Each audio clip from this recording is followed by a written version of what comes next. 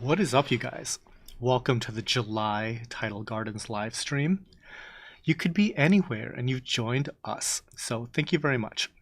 Like usual, we are starting about 10 minutes early just to make sure that there's no technical difficulties or anything. Hopefully, the audio is working, hopefully, the video is working.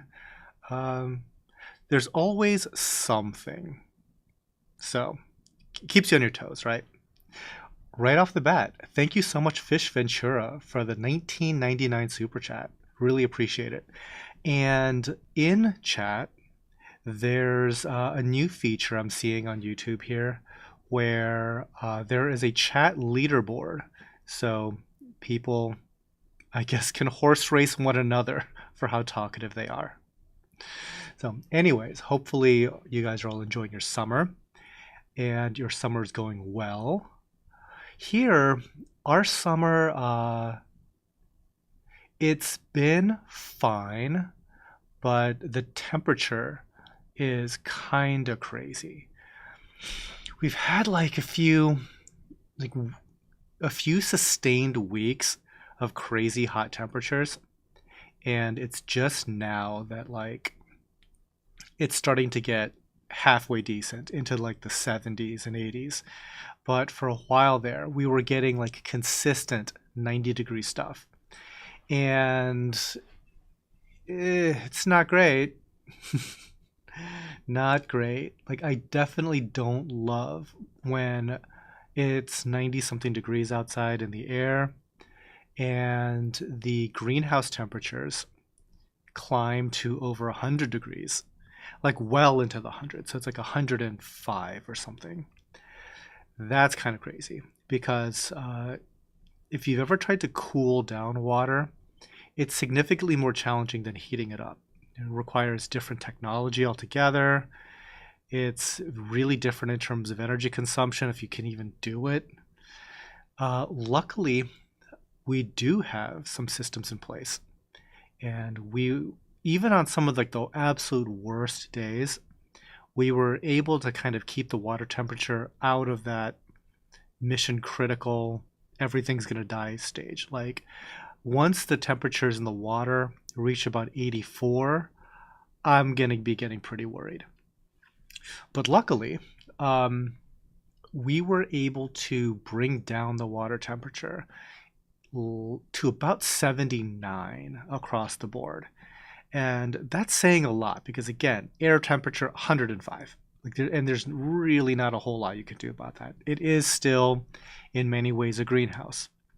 I kind of say that over the years it becomes less and less of a greenhouse, but it's still a greenhouse. It is still an open building, and when the air is just that hot out there, there's only so much you can do to cool stuff down. So being able to bring it down from 100 to 70 something, 79, it's near miraculous performance.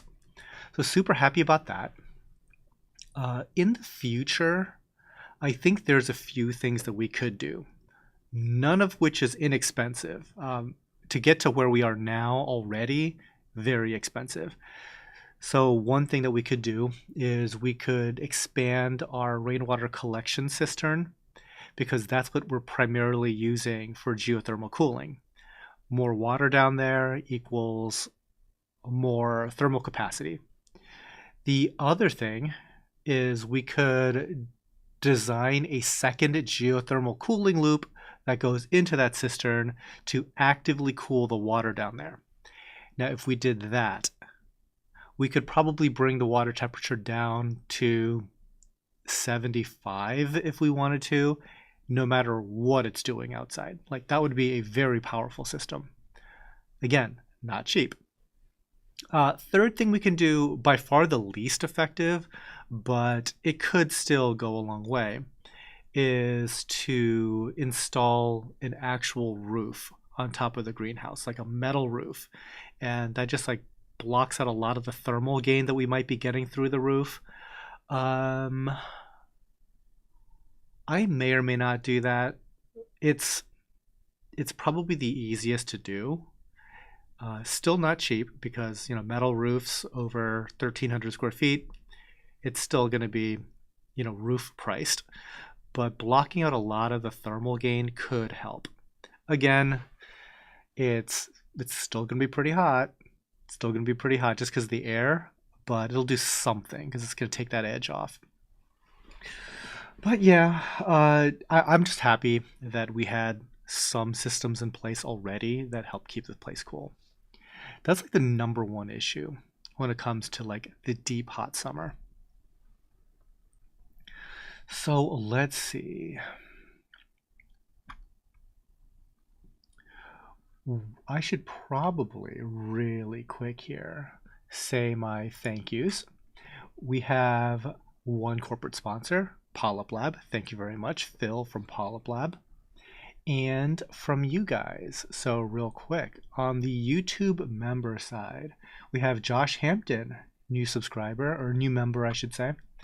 Brewmorg, Robert Hoolan, Reef Roy, Keith Holland, Mike Washington, Jonathan something. It cuts your name off. I'm so sorry.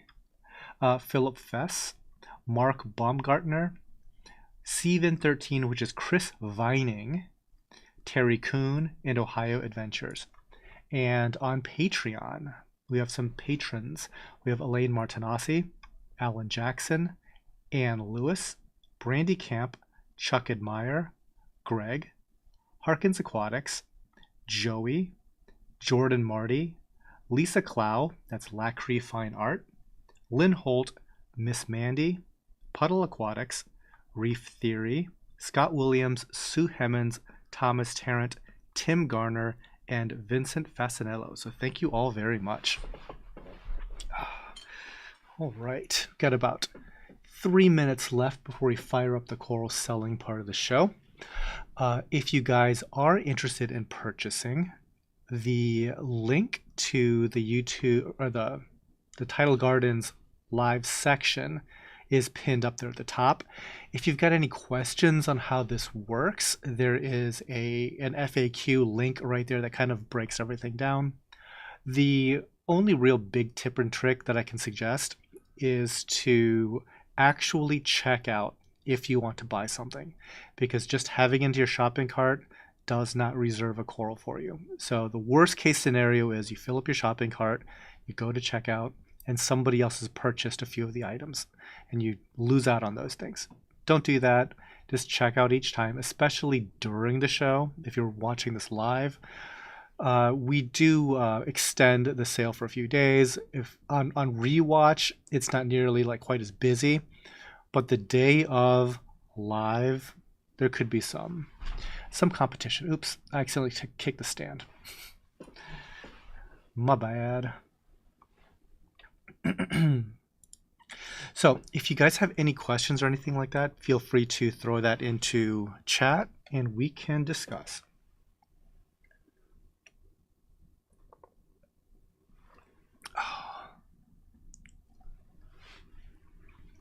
So although it is not completely 100% official, I'm going to be doing a little bit of travel towards the end of the year. I am planning on being a speaker at a conference in the Netherlands. I went there last year. It was called Vivarium, a very cool freshwater / saltwater trade show. But unfortunately, I think it is going to be like the last year that they're doing Vivarium, because I think that just from what I heard, I haven't actually talked to the showrunners there, but from what I understand, it got a very big audience, like very large, especially compared to like shows in the US. So it's well over like 10 to 12,000 people are there.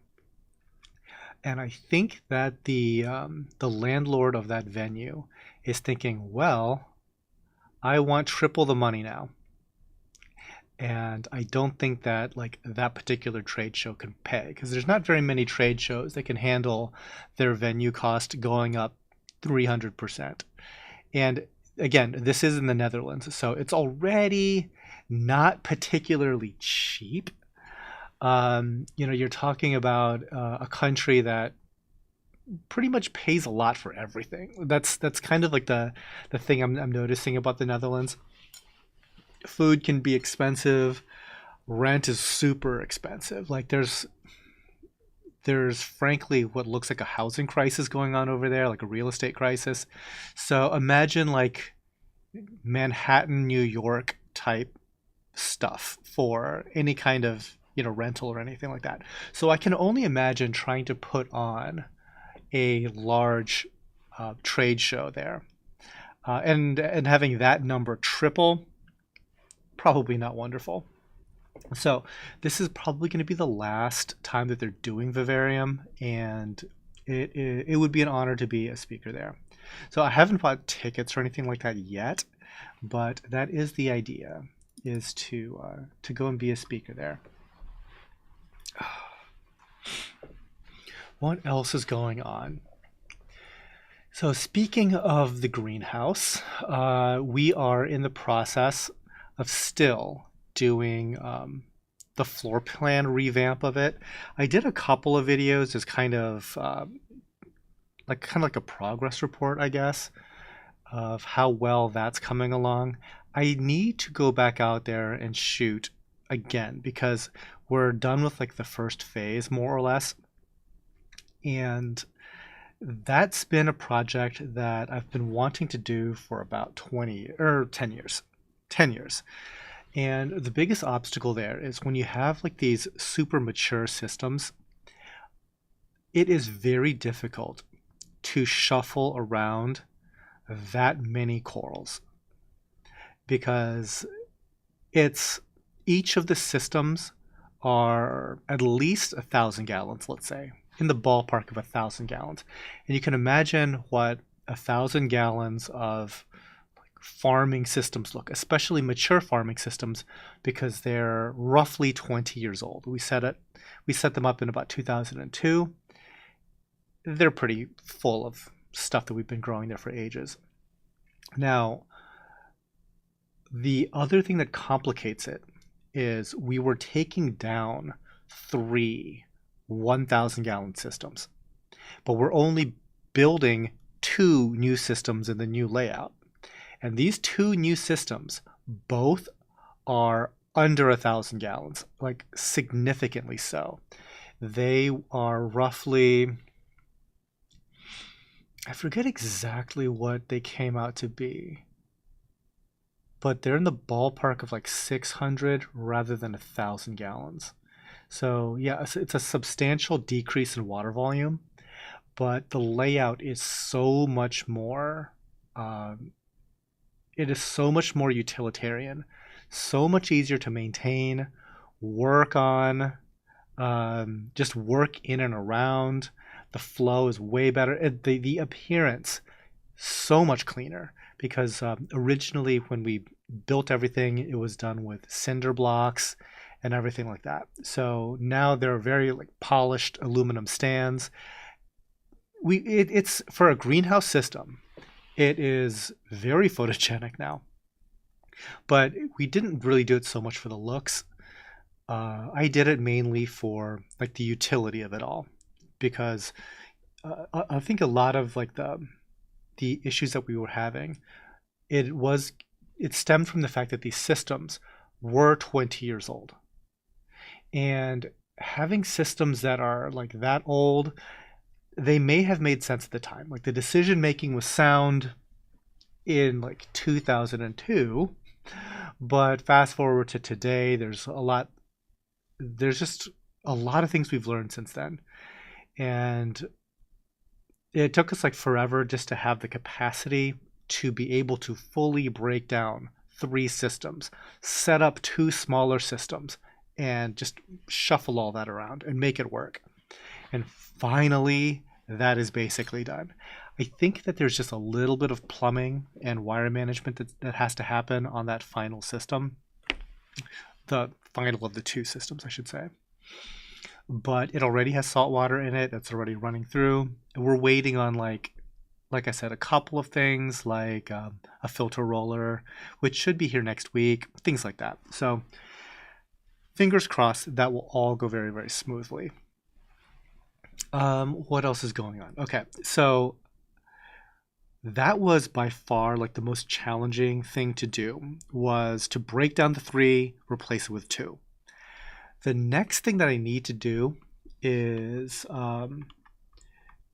the next system in line to get this treatment.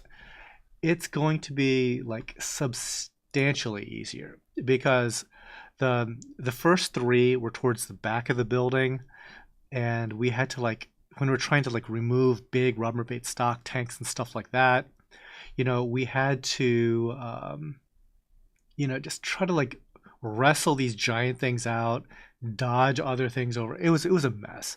But this next system that we want to break down, it's basically right at the door.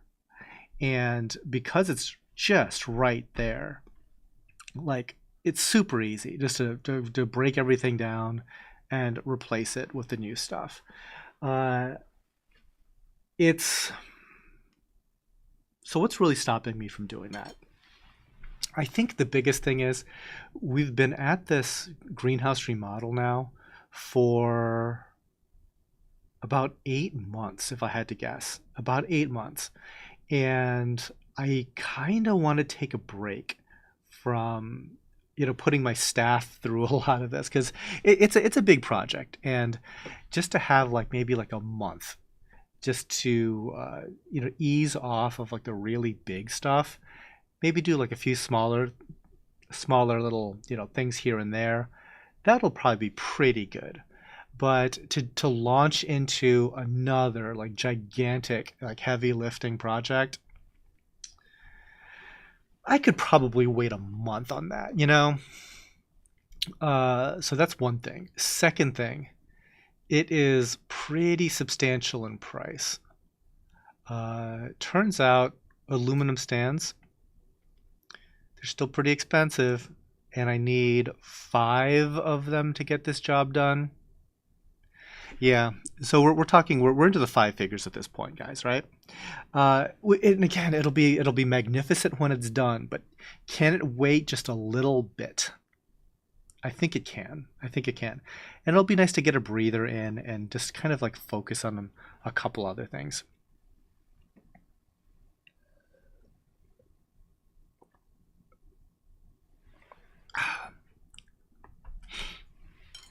Can somebody throw something into chat? The reason why I ask is it hasn't moved for me, and I'm wondering if my chat died or if just nobody's talking and listening to me talk about my greenhouse. I can't tell. So if you could, here, I'm gonna throw it in the chat. Let's see if it works. Testing my chat. Okay, well, I can see my thing.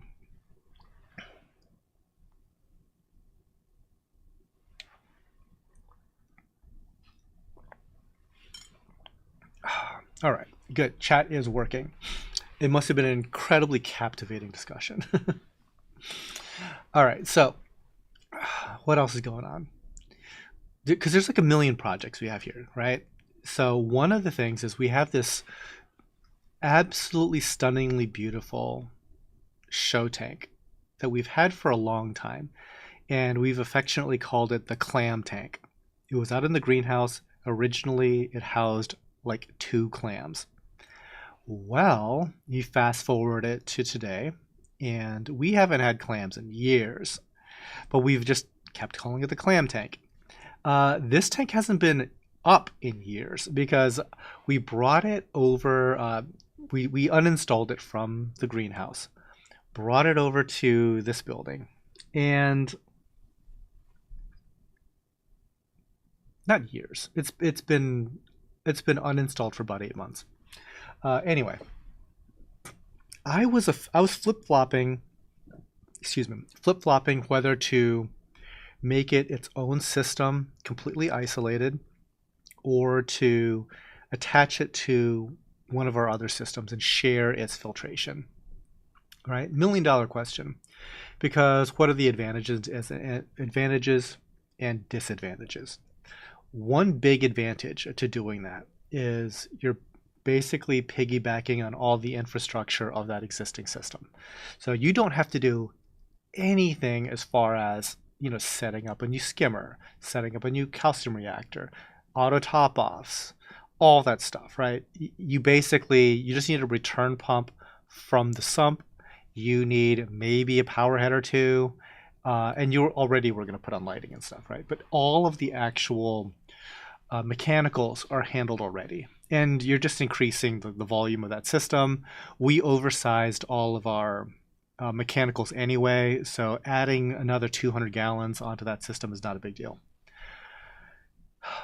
Other benefit though of separating it out and duplicating all that infrastructure.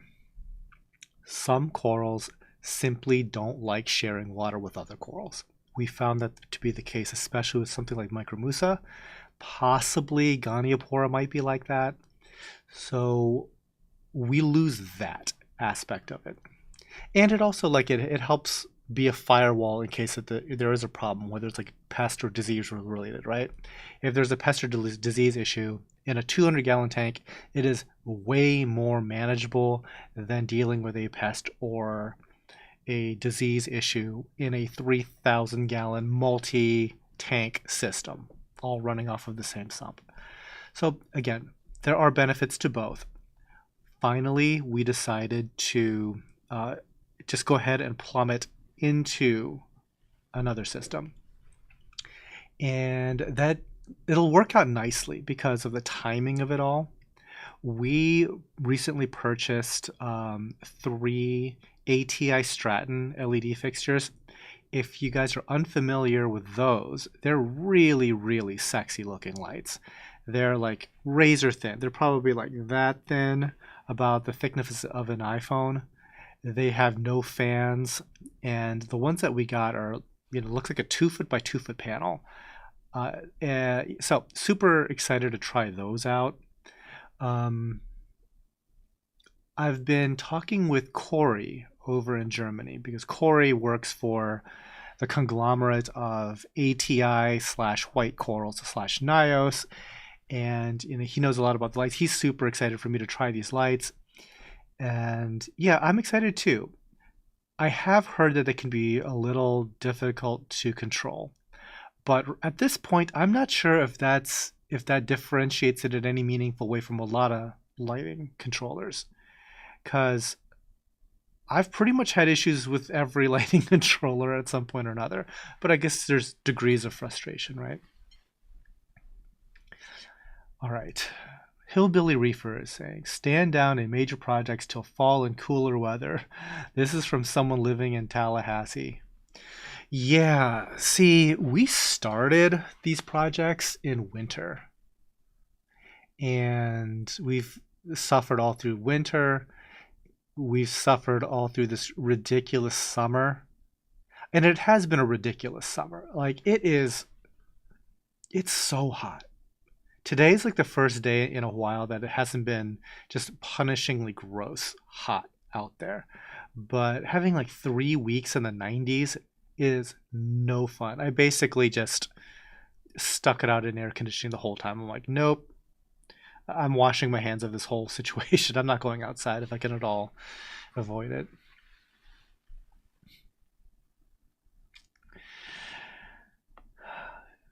Steven 13. Than, my tank has really taken off in the last year. My beginner SPS are really doing well and are full-size colonies now. I love tabling acros. What are some of the hardiest tabling acros? You know what? When it comes to the names of a lot of acros these days, I am really thin on my knowledge set. However, I'm going to look real quick because surprisingly, there are a lot of acros that are tabling that people don't know because they're buying frags. I'm going to my own SPS page. Let me just take a peek at what we got here. Okay, Green Slimer is not. Blueberry is not. Cherry Bomb Tenuous. Tenuouses aren't really plating like that.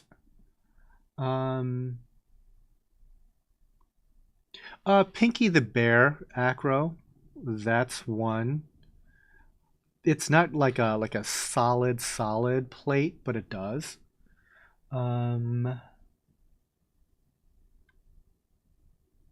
the one that I'm thinking of is like red, and I don't see it on the site right this second. Shoot, what's it called?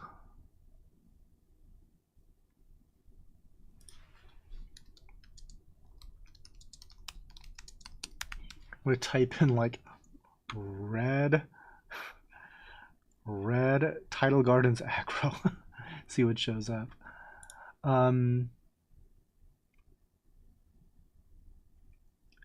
I think confetti actually.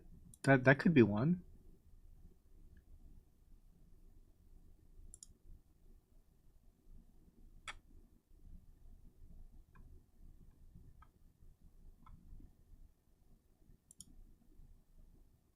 All these different names, guys. Okay, I found the acro. What the heck is its name? Literally pink acro. After all that searching. Hilarious. Anyway, um, yeah, the one that I was thinking was like this, basically like this pink plating acro.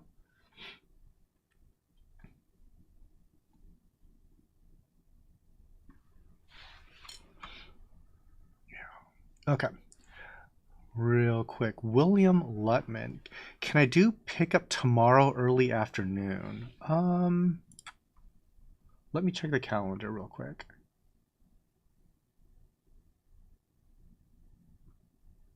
We could probably do that.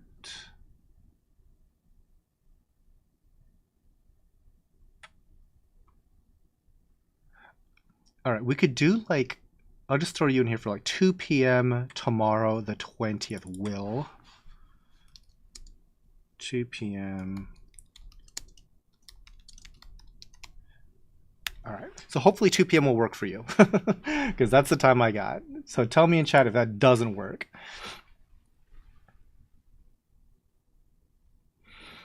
Rogue, I wish I could buy some of these corals. Greetings from Mexico. Yeah, unfortunately, we can't do a whole lot international.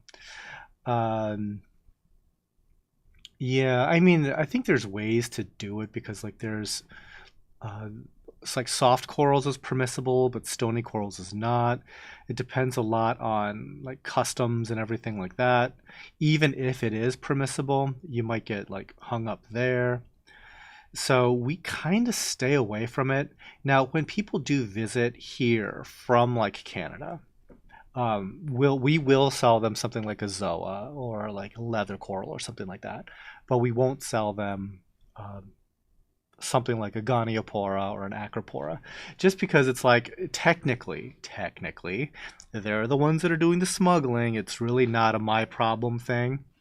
But like knowing, like going into it that it is going to be like a potential issue, I just avoid it altogether because I don't need to be selling like a $30 acro that bad. Yeah, just avoid that nonsense right off jump. But yeah, I mean, it, like the soft corals and stuff like that, I think it is permissible to take across the border. Yeah, solar flare. Bill Murray. I see. I've never owned a Bill Murray acro. Pink Cadillac. I think that might be plating as well, and I'm not sure if I've ever owned those either. I should look in my admin section to see if there's just something that we've had. I will take a look real quick.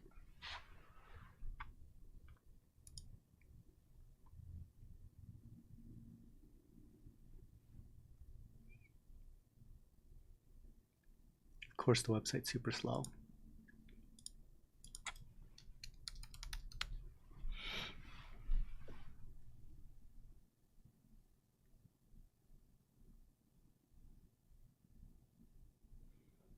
Possibly Jello shot.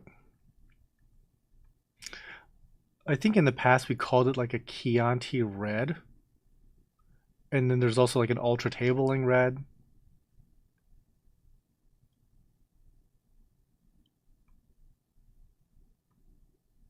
This would be so easy if I was just like looking right at my big show tank. But looking at like the frags on the website, I'm like, I wonder if is that one?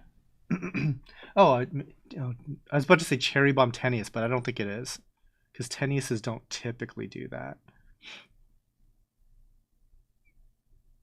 Oh, Princess Peach, that's another one. That's a tabler, I think. Yeah, and like certain millipora do. Yeah, that's true. Like certain millipora will do it. Some like will do the more branchy thing, but I have seen a few that form tables.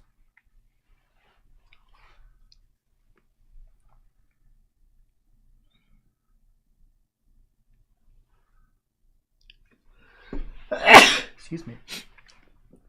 Jello shot definitely.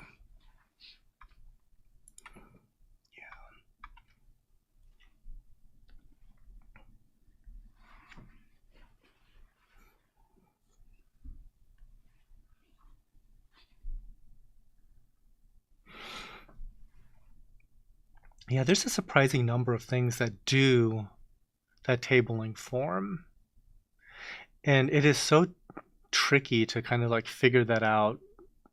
When you're buying like frag size pieces, because you'll place something and not realize that oh, it has this completely different growth form. And I would say I have this feeling that like about half the acros table versus do the staghorn thing.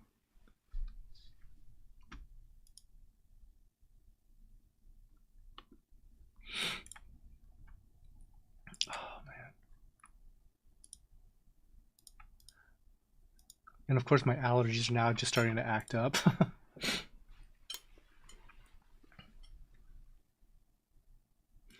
Yeah, Steve Nair, you don't know until they're huge. Yeah, and huge is kind of that's kind of relative, isn't it? Because uh, once acros start to get going, they can take off in growth pretty quickly. Like we're talking from like a little frag to a 6-inch mini colony in not very long. And like sometimes what the problem that we run into is, these corals will just suddenly explode in growth and deplete some trace element or something like that. And all of a sudden, you'll just get like RTN.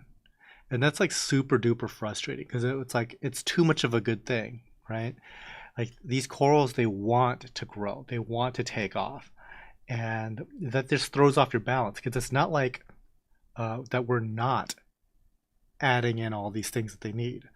We tried to do quite a bit with our water chemistry, but in doing a better job with the water chemistry, you're getting a lot of corals potentially to grow really quickly, thus requiring more. And we only do ICP testing once a month. So if there is, I mean, a month of growth, if you think about it, that's quite a lot of time. And your chemistry, at least here, our chemistry, can get thrown off pretty substantially within, like a 30-day period before we tweak all of our supplementation. So yeah, that can be a certain frustration. Luckily, we've only had like a couple of things go downhill somewhat recently, and it's kind of unclear why that even happened. It's almost like did something just get stung? Because 99% of every other acro in that same tank is still doing like wonderfully, but we just had like a Hawkins echinata. Uh, it just went one day, like RTN. Like, okay, that's not great. But yeah, and occasionally this stuff happens. Have you ever tried all four reef? I have not. I have not. Um, I know some people like it. Um, I haven't personally tried it. In fact, I don't really think that we've tried much of anything from Tropic Marine. Like practically nothing. But I do know a lot of people like it. They like that brand in general. Like they like the salt. They like everything about it.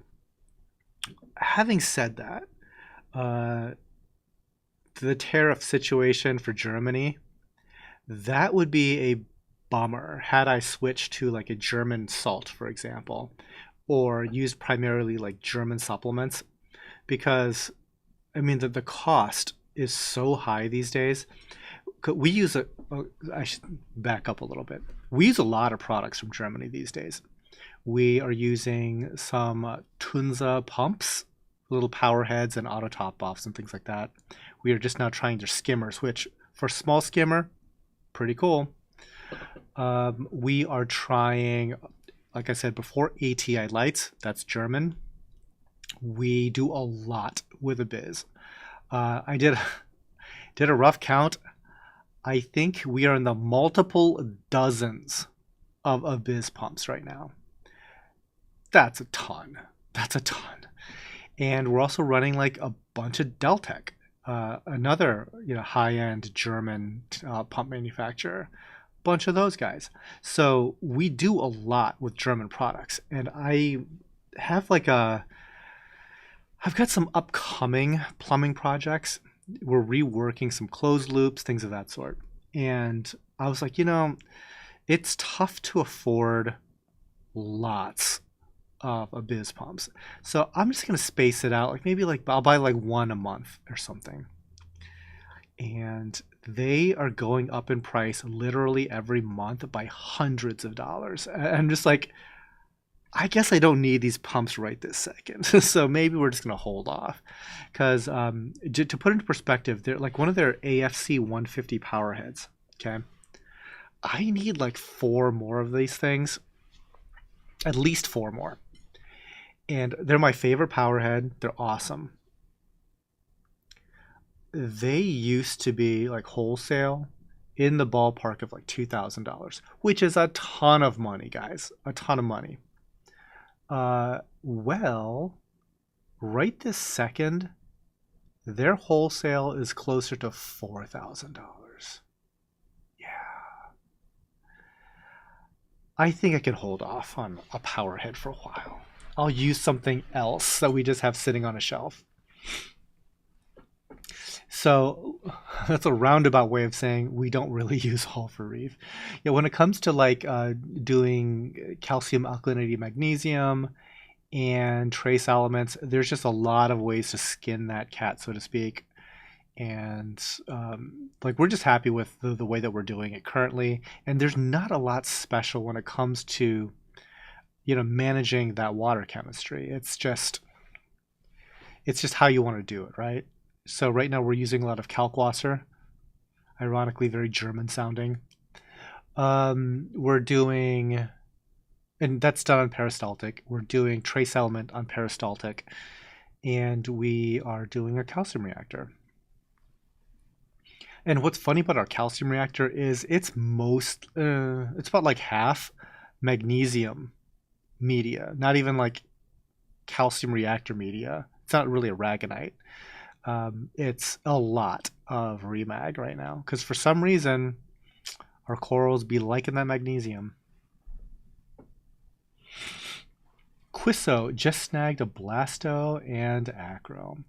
New to saltwater reefs, but picked up a 22 long setup established for 10 months. 2 months under my care, everything's thriving. That's great. Awesome. I'm using All for Reef. This is Rogue and love it, but I think you guys would use more of it than the maximum recommended dose. Yeah, probably. And, I think that large systems just behave differently. So if this was something like a 20 gallon just sitting on my desk or something like that, like a smaller tank, there's a lot of ways to do that very simply. When you get into like these really large, really dynamic, kind of complicated systems, they start to like a lot of the stuff that works in smaller like hobbyist design systems starts to really break down. Like the rules are different.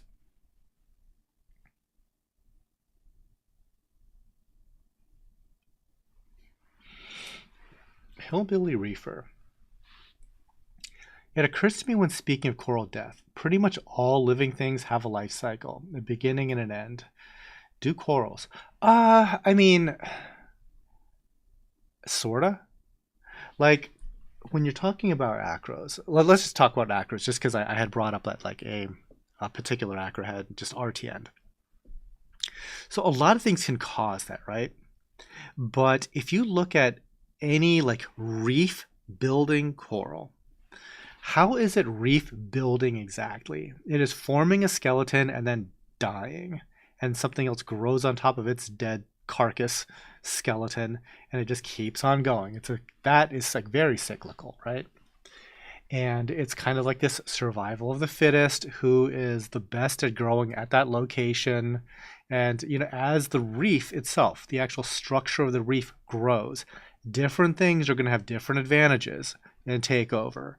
And then it'll just get to that point where it's no longer the best suited for that spot. Maybe something changes, like shoot, like the Florida area, right? The Caribbean. It is all screwed up right now because of heat. Like we've had a couple of summers where like the water temperature was like 90 to 100 degrees. Yeah, that's going to screw up a lot of stuff, right? So things change, and yeah, so you do have like a lot of this die off.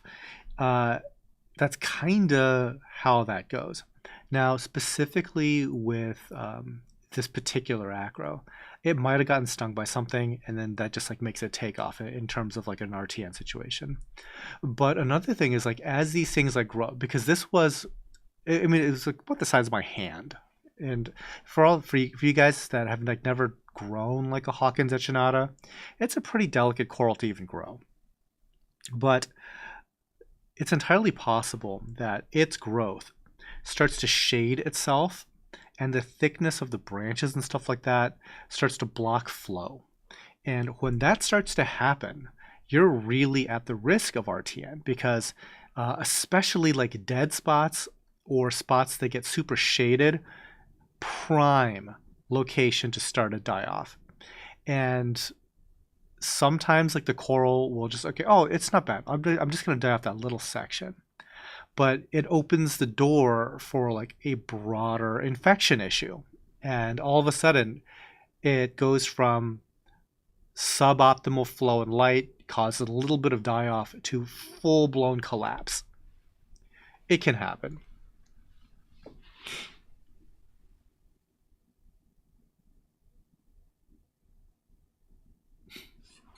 Creative corals. I've always wondered what the countdown in the top left signifies and why it's labeled K. So, if you haven't already figured it out, it is a measure of like the light spectrum that I'm showing. So, for example, it just started off in about like the 6,000 Kelvin range, and you can see it's getting more blue. And the coral that I'm showing, this Favia, is kind of transitioning from a more daylight color to a more actinic color. So right around 18,000 K, it's under like full blue. It's a very subtle effect over the course of 30 seconds. So you see like this now, this fungia, right, the Stioceras. It is very red. You can very clearly see that daylight colored green teal base. But like right around now, you can kind of see it's getting a little bit more blue, getting a little bit more blue. And eventually it'll be under like full actinic.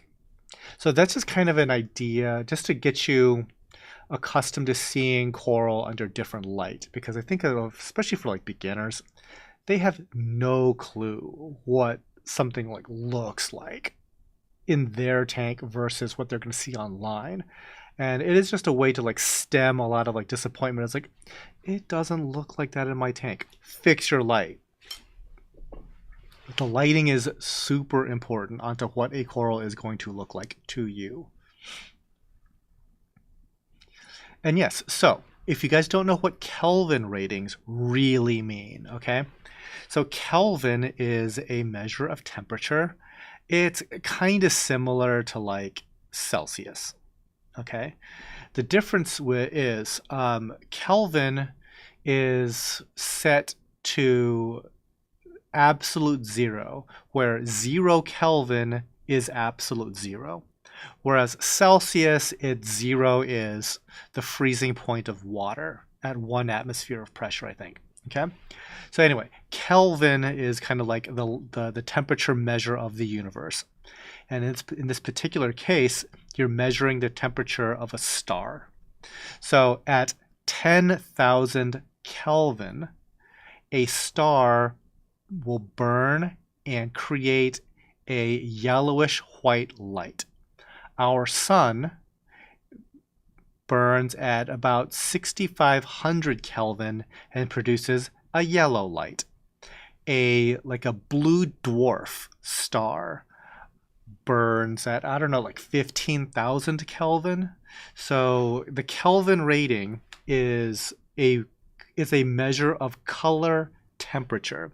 So it is literally the color that a black body thing would radiate if it's heated to that specific temperature. Science lesson.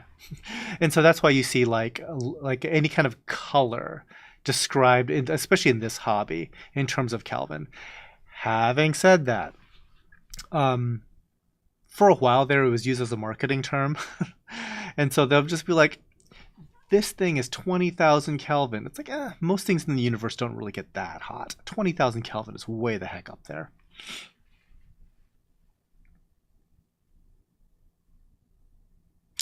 Well, 20,000 is probably doable, but I've seen like 50,000 Kelvin. I'm like, I don't even know if that's actually making visible light at that point.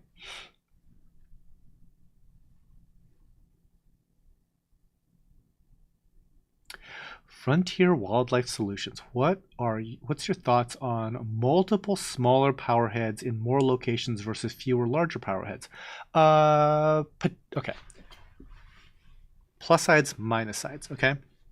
The plus side is you have a lot more like customization as to like your flow dynamics. That's very nice.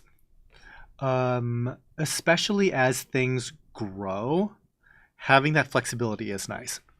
Because if you're relying on like one power head, it's entirely possible for those corals to like create these dead spots. And you're really going to want to add like a couple other things just to make sure that water is continuing to flow. This is why in my flow video, I suggest doing like a flow audit. Like send bubbles into your pumps and see what the water does. If the water's not moving around a lot at a certain coral, that could be a problem. The downside is power heads are kind of a pain to maintain over time, especially if you do like more with budget power heads, because a budget power head, in addition to being more of like, it could just like fail like mechanically because it's a cheap junky pump, but it could also like fail in the sense of breaking a magnet, swelling and cracking and releasing heavy metals into your tank. So you kind of have to like maintain a lot of these things more frequently. So that's not wonderful. But given the choice, I would probably do more than less. I guess the other downside is it's less attractive, like having a ton of like these fans in your tank.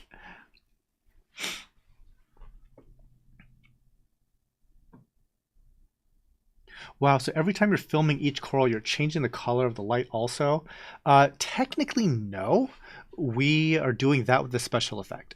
So it is to kind of simulate that look. For our website, the photographer Becca does shoot it under 2 different lights. But that's a still, that's easier to do.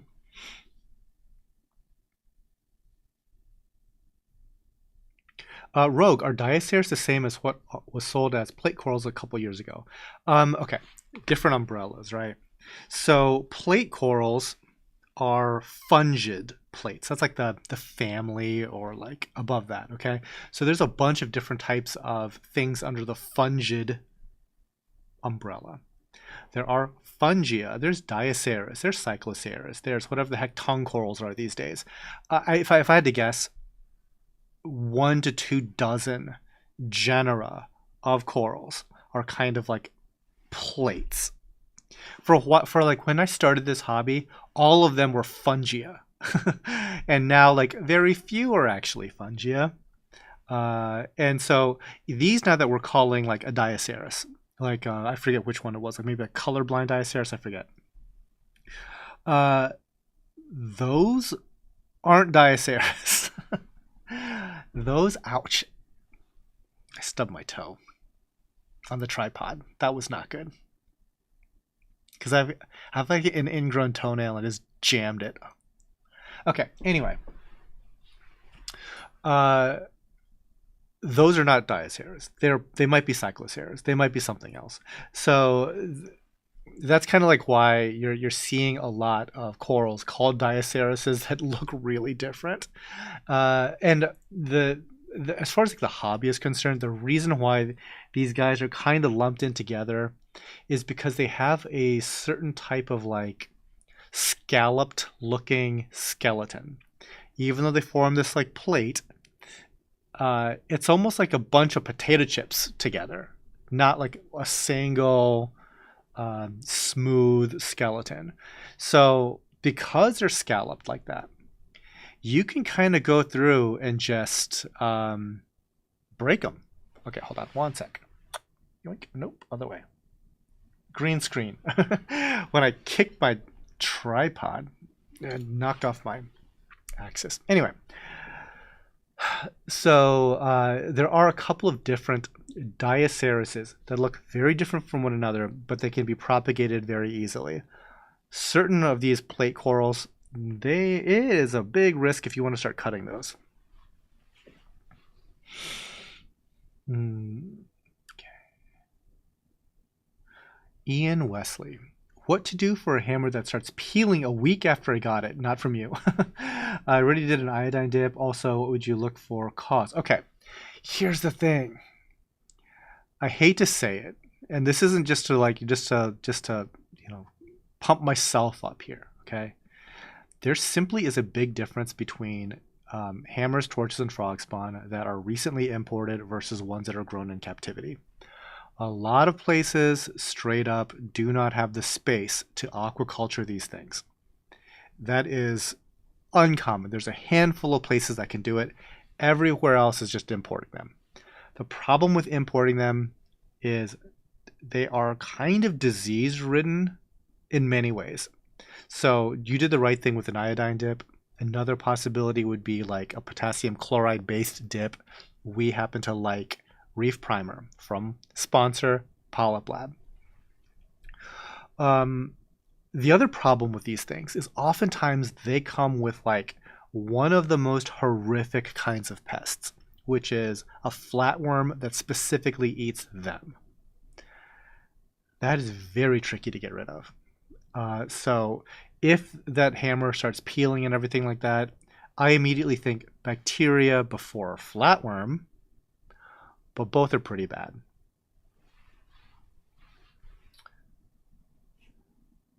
Fish Fam link. Memberships, super stickers, super chats. Oh my, they're fun and help support the channel. Thanks so much for the reminder. Hopefully somebody takes us up on that, right? Ian, look up KFC dip. I've used it and it works wonders. Yeah, it's kind of like it's kind of heavy-handed, but turns out antibacterial stuff works. I don't love it for dips though. Like if you're gonna do a dip, iodine and potassium chloride.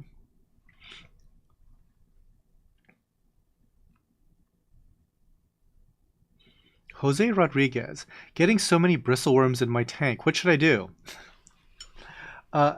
If you're asking me, and you're gonna get different answers across the board when it comes to this. If you're asking me, nothing. It's fine. Bristleworms are fine. Some people really don't like bristleworms, and I get it. My staff hates bristleworms because they have to pick up trays, they have to pick frags, and like sometimes bristleworms are on the underside of frag plugs. I get all that. I don't care. I love bristleworms. I think that they do a great job as detritivores. They are a sign of a healthy reef aquarium. But if you are dead set on removing them, there are certain things that will happily eat a bristleworm. Certain types of fish might, things like a Pseudochromis friedmani or an orchid dottyback. That'll do it. Um, yeah, just look up like bristleworm predators. But honestly, I'd leave them alone. They're my buddies. Be the Fountain. Yo, what is up, Brandy?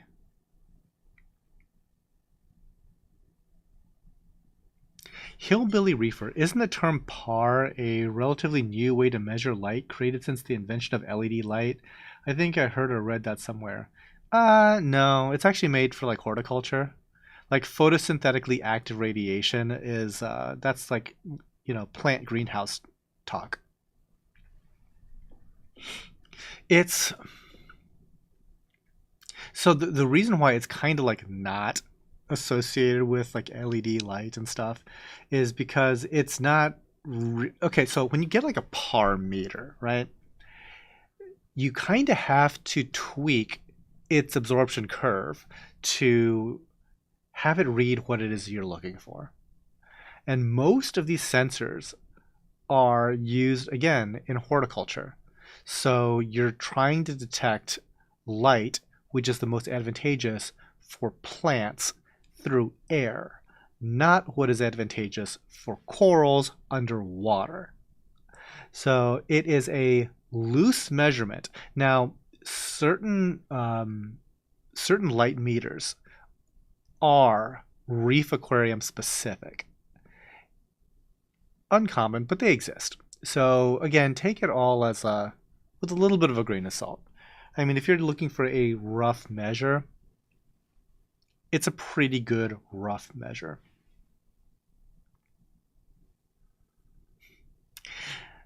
I'm listening while working on my new refugium. Wire organization is the worst. We were talking about this. So I happen to like wire management. Uh, Liberal use of J channel is your friend. Liberal use of Velcro straps are your friend. Avoid using zip ties. That might make things a little too permanent. I mean, obviously you can cut a zip tie, so it's not permanent.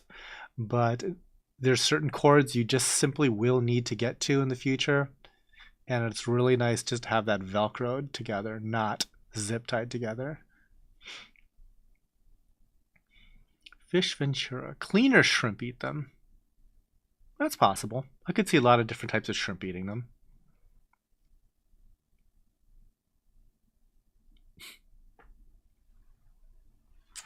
Courtney, so a year ago I decided to get an anemone for my 210 SPS tank. Now I have at least 50 NEMs and no SPS. Extreme sads. Yeah, I know the feeling. We have a tank downstairs that used to be Becca's tank. It's about 150 gallons. We started with one anemone. It was a Nexus Burst bubble tip. And it grew and propagated itself over the years. If I had to guess, there might be 500 of them in there. And I don't know because there's times where I've like sold them basically wholesale to like our distributor, and we would sell it to them 100 at a time and not really notice that many were missing. And we've done that a few times. And that tank today is so full, it's crazy. Like there might be 50 of them stuck in the overflow box and down in the sump. I don't even know how they're still alive, but they are.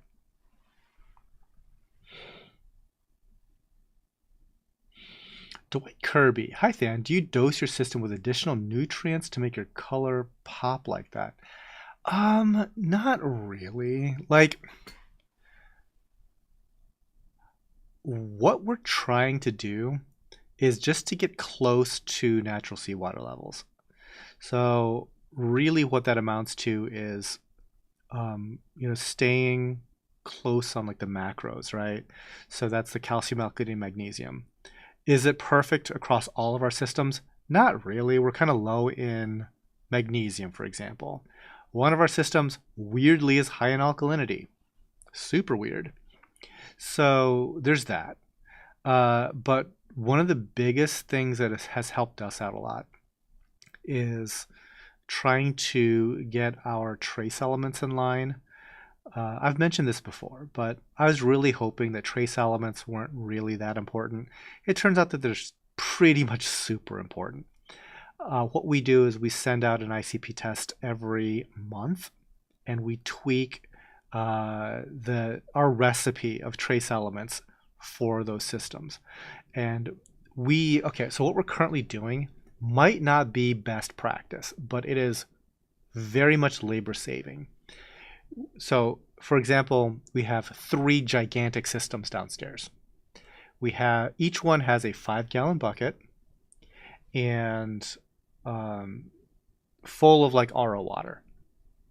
And in each bucket, we will specifically make a concoction just for those things. So like this particular ICP came back, we're low in chromium and blah, blah, blah, blah, blah. So we'll make a bespoke solution just for that system, because that system's chemistry slightly different than the one next to it. We're not trying to make them different. We're trying to make them pretty darn similar. But the draw rate on like a lot of these things, it depends on the system itself. It depends on the coral.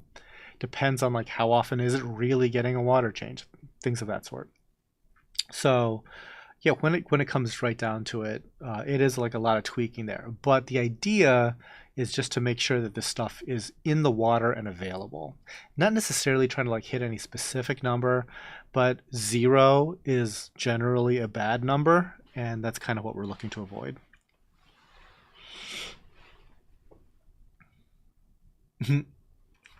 Matt asked me why I haven't ordered the J channel you told me to get yet. Exactly. I told you the right answer. It's the J channel. It's about $10 per 4 feet, so have fun with that. Hillbilly Reefer, gotcha. We just never used par meters back in the day of metal halides. Never heard of them until LEDs came out. No, they were definitely around. I think in general, we're better at measuring stuff today. Like ICP, even though like ICP is not perfect, it's way better than not ICP, right? Par meter, better than what it was before, which was guessing, or using like, oh, this is watts per gallon, which is not a good measure at all, right? Because it's geometry matters a lot.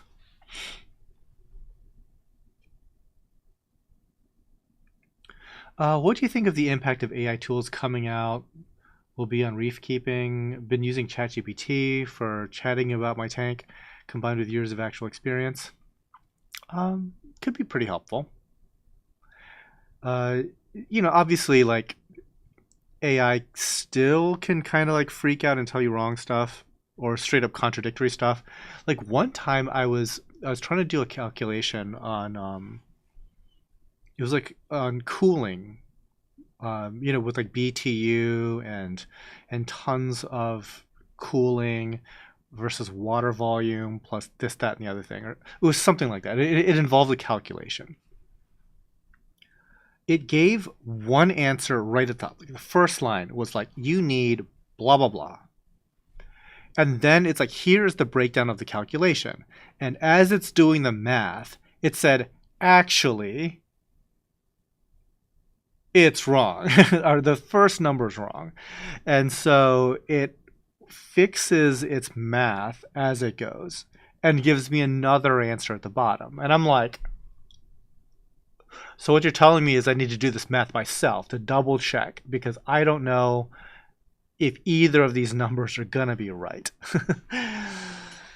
That was a weird situation. But yeah, it's happened like that before. So obviously, a language model is just there to talk to you, kind of, in a way that sort of makes sense. But it might not necessarily be true. And in this case, it caught itself in its own screw up.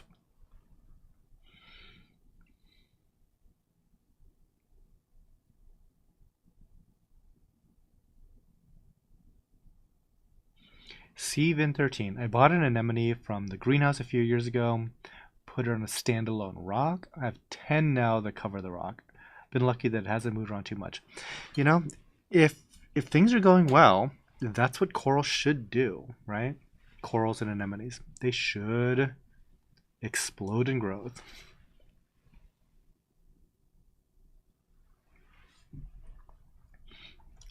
Be the fountain, $10 super chat. Thanks so much, Brandy. Thanks for all the info. Now go buy some J Channel. You'll love it. You'll love it. It hides all the mess and everything.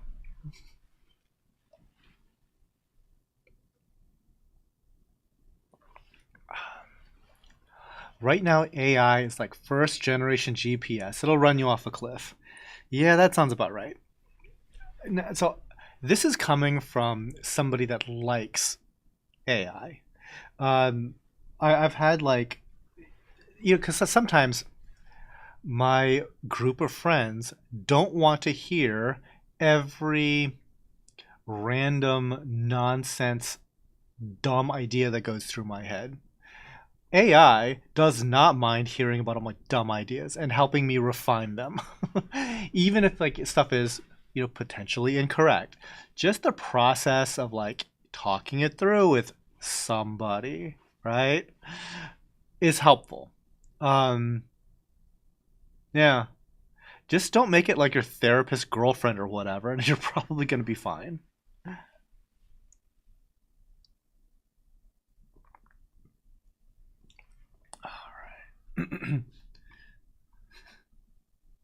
Can you use my super chat to buy them for me? I probably could. I probably could.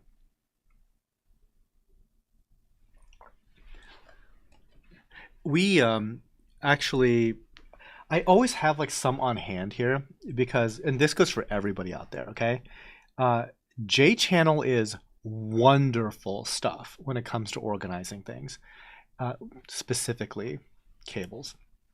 Um you never know like when you need it or anything like that. And you can paint it to different colors and stuff, so it's very versatile. Um, I always have like a stash of it here because we're constantly doing like projects and stuff. And it's so nice to be like, okay, now that we're doing this particular thing, just J channel the heck out of this stuff, and all of the wires just become hidden. It's super super nice to work with. Highly recommend.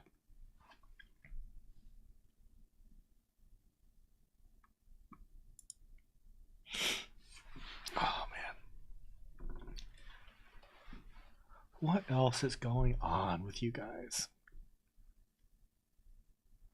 Is anybody setting up like a new aquarium or because like in the dead of summer, usually this whole industry like contracts pretty significantly. Um, that's just par for the course. Like most places, most local fish stores, they don't actually sell nearly as much. They're pretty much living on they're pretty much living on like maintenance accounts and stuff like that. I guess we're fortunate in the sense that we do like primarily online sales, so we have like a substantially larger footprint to sell to people. But for a store that doesn't ship, yeah, it's like super slow. So I'm curious if like on the hobby side, if you guys are taking the step to put together something new.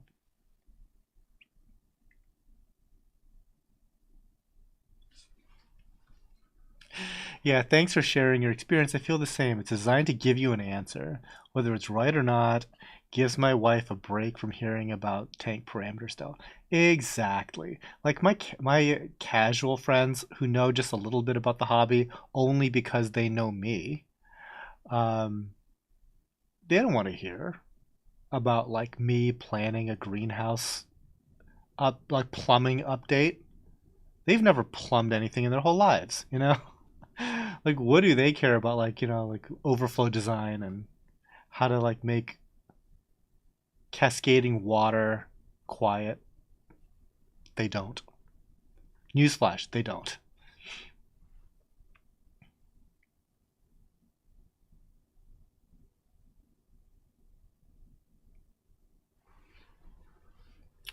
Someone really should put together a wire organization kit. I keep having to buy stuff from Amazon. More power strips, more Velcro, J channel. Yeah, that's kind of how that goes. I'm installing a display refugium into my system and redoing my entire water mixing station. Yeah, but I mean that's the beauty of custom. I mean, it's not really a kit. Yes, setting up a 5 foot, 100-gallon planet aquarium. Just grabbed a few corals off your flash sale. I am a local. Nice. Setting up this summer so this winter's ready to go. Planning ahead. Nice, nice.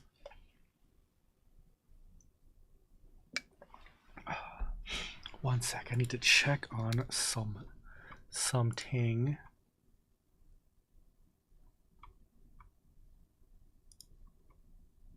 Okay.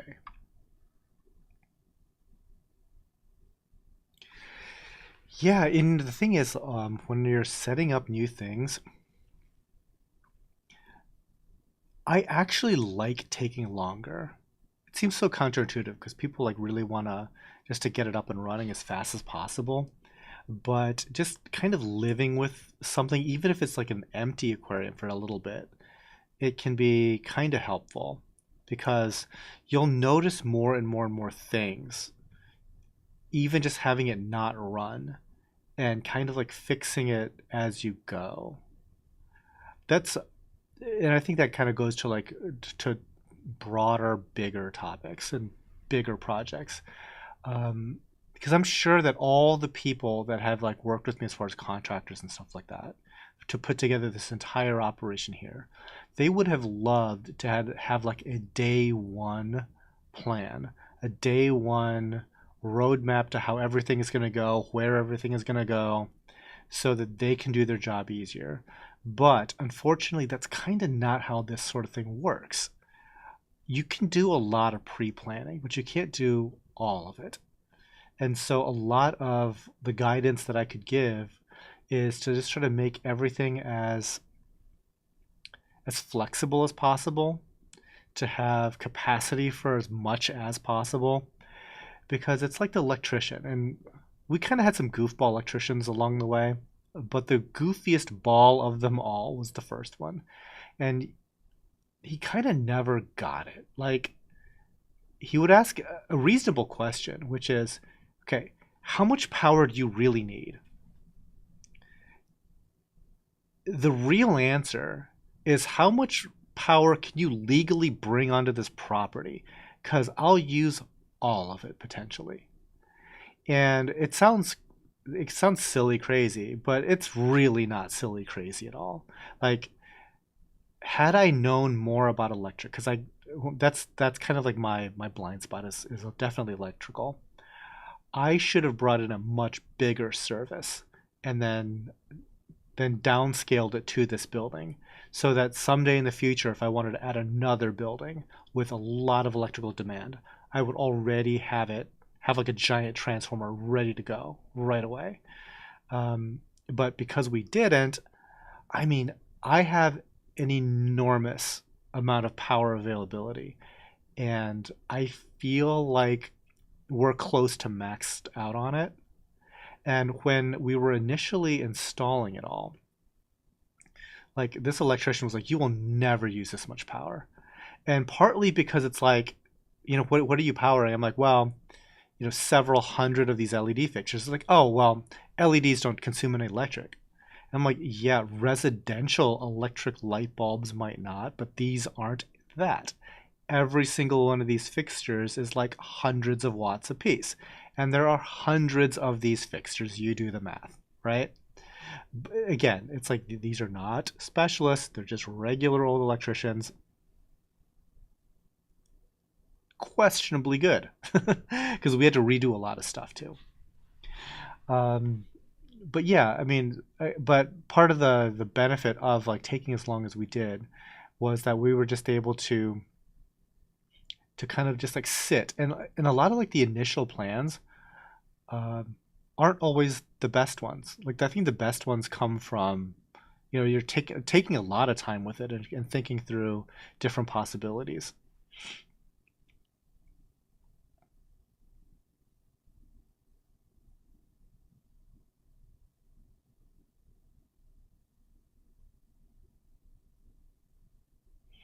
What's your recommendation at dialing in my G6 Radiant without a power meter?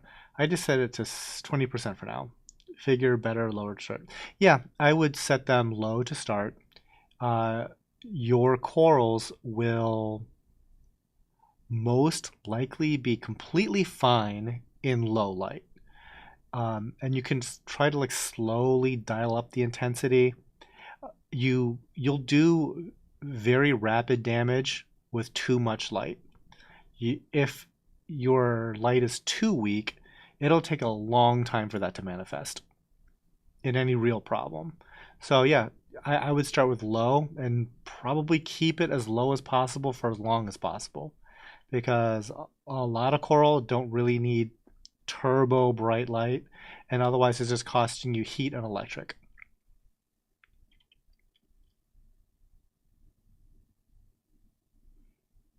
Ugh, we just decided we're hiring an electrician to put in another breaker box, and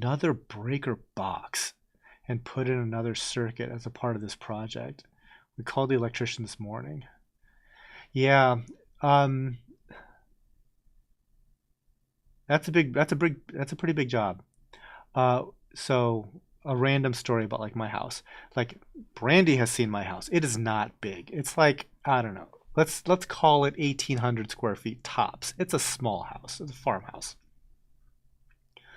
One day we had like a bad storm, and a tree limb fell on my electric line, and I had to get like a new electric service from the power company, from the pole to my house. And I asked that power company, hey, listen, since you're running a line anyway, could you like beef up the wire that you're installing at an additional price or whatever, just so that I can get more power, just in case?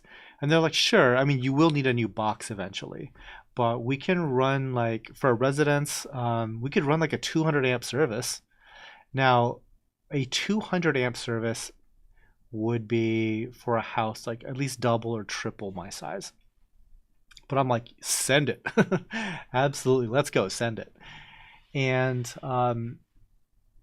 it took a while, but like down the line, I was like, okay, time to completely revamp the electrical in my house. And I got this gorgeous brand new 200 amp panel with this gorgeous new little line that comes in, 200 amp. And it is so nice now to have like brand new circuit breakers for everything, properly labeled. Like while they were doing all like the testing of the different breakers, I was like going through my entire house, like labeling every single outlet to like what breaker they were. Because again, super helpful to know. And honestly, when it comes to like if you're already doing like a new breaker box and stuff and putting in another circuit for your rooms that you're planning on putting in all these aquariums in, I'd be like, put four circuits into each room. Not even joking. Like, yeah, go overboard. Like, the amount of electrical devices that one day you might want to put in, yeah. The electricity's gonna be so confused. It's like, yeah, we usually just do like one breaker for the entire upstairs. Yeah, about that. How about 200 breakers in my building?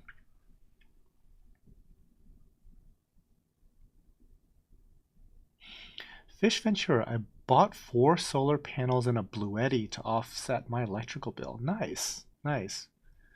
We dabbled a little bit with electrical, but we couldn't really. I'm sorry, with solar, but we really couldn't do a whole lot.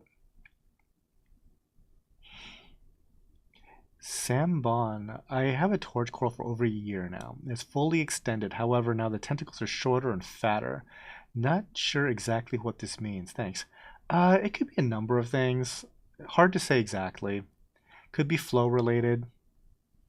It could be unhappy about something. Like, by the way, flow meaning it's getting lots of flow, potentially.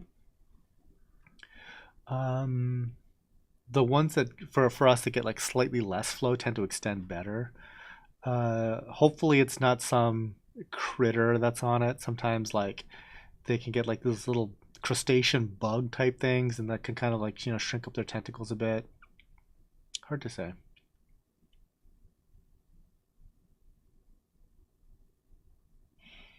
We are out of circuit, so only to expand it is adding another box altogether. It's going to be a pain.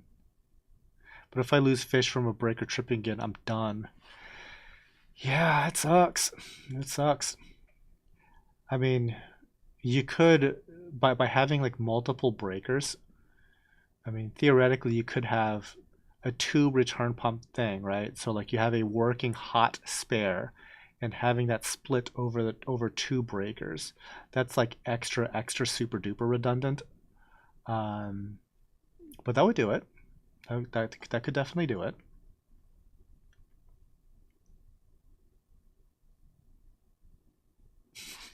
Every switch and outlet in Than's house has a little label sticker on it. Almost all of them. Almost all of them.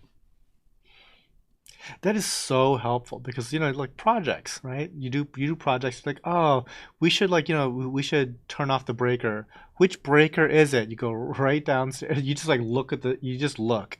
It's like, okay, well it's breakers 1, 3, and 5. Okay, go right downstairs 1, 3, 5. Perfect. You're done. In this new building here, practically every outlet is labeled.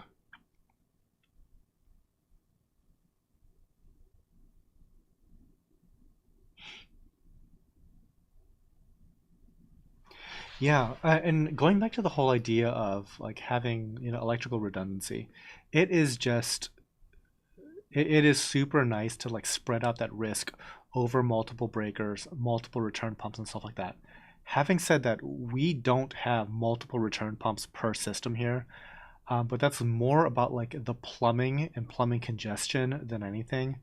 Um, I think if I had like a single big show tank, I would run it off of two separate return pumps because that is like a really nice luxury.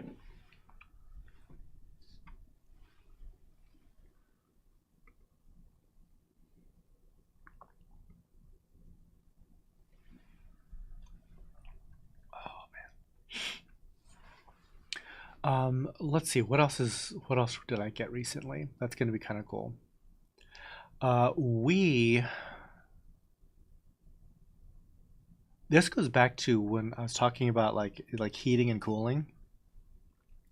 The way that we do heating and cooling here is that we have for heating a natural gas furnace, a water furnace, and it sends like hot water through a closed loop that goes to the different systems. So a system can call for heat.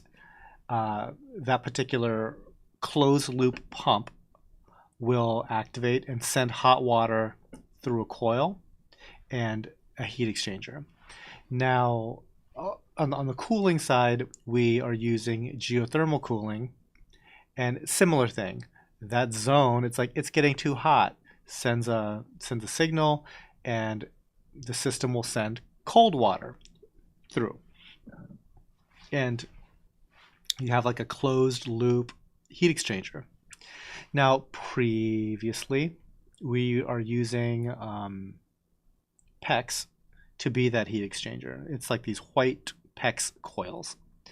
Now, the thing about PEX that I like is that it's basically inert and it's fairly inexpensive.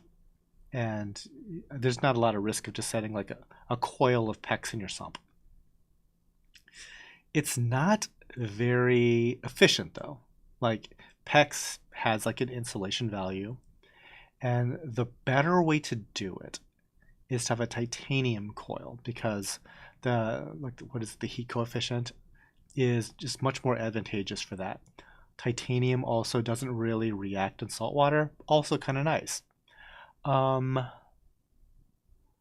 so the nice thing about that is you're able to get a lot better performance in a smaller package. And I went onto Amazon. I found a what amounts to a 5-ton titanium coil, and it hasn't arrived yet. But I'm really interested to see if we're able to adapt that to our existing heating and cooling system, because I've noticed that like some of our largest systems, they don't really it's really more about the cooling side. They don't cool down as well as I would like, because I think that it just needs a little bit more like thermal heat transfer capacity, because I think we wrapped like 200 feet of like cooling coils, and for whatever reason it just doesn't seem like it's enough. So again, it'll be a nice experiment, because um, taking up less space in the sump for better performance, that is something that would be interesting to me. Of course, the two things that I'm worried about is that we're unable to do like the adaptation, to go from like whatever connector it is to like a PEX A thing. And the other thing I'm worried about is this is like some Chinese titanium coil. It says it is 99.99% pure titanium, grade 2 titanium. That's just what the label says. Is it really?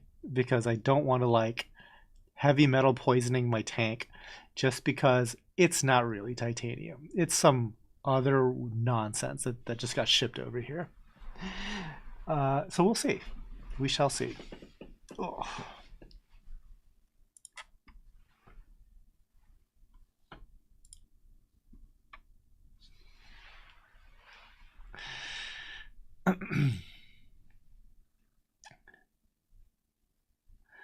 Yeah, there's definitely other things we would need the extra circuits for. Yeah, and that's the other thing. It's like there's a lot of benefit to having, especially on electrical, things that aren't just like running redlining over capacity, right? Because could you get away with like one or two circuits? Yeah, you probably could. It is way better for those circuits to not be maxed out all the time.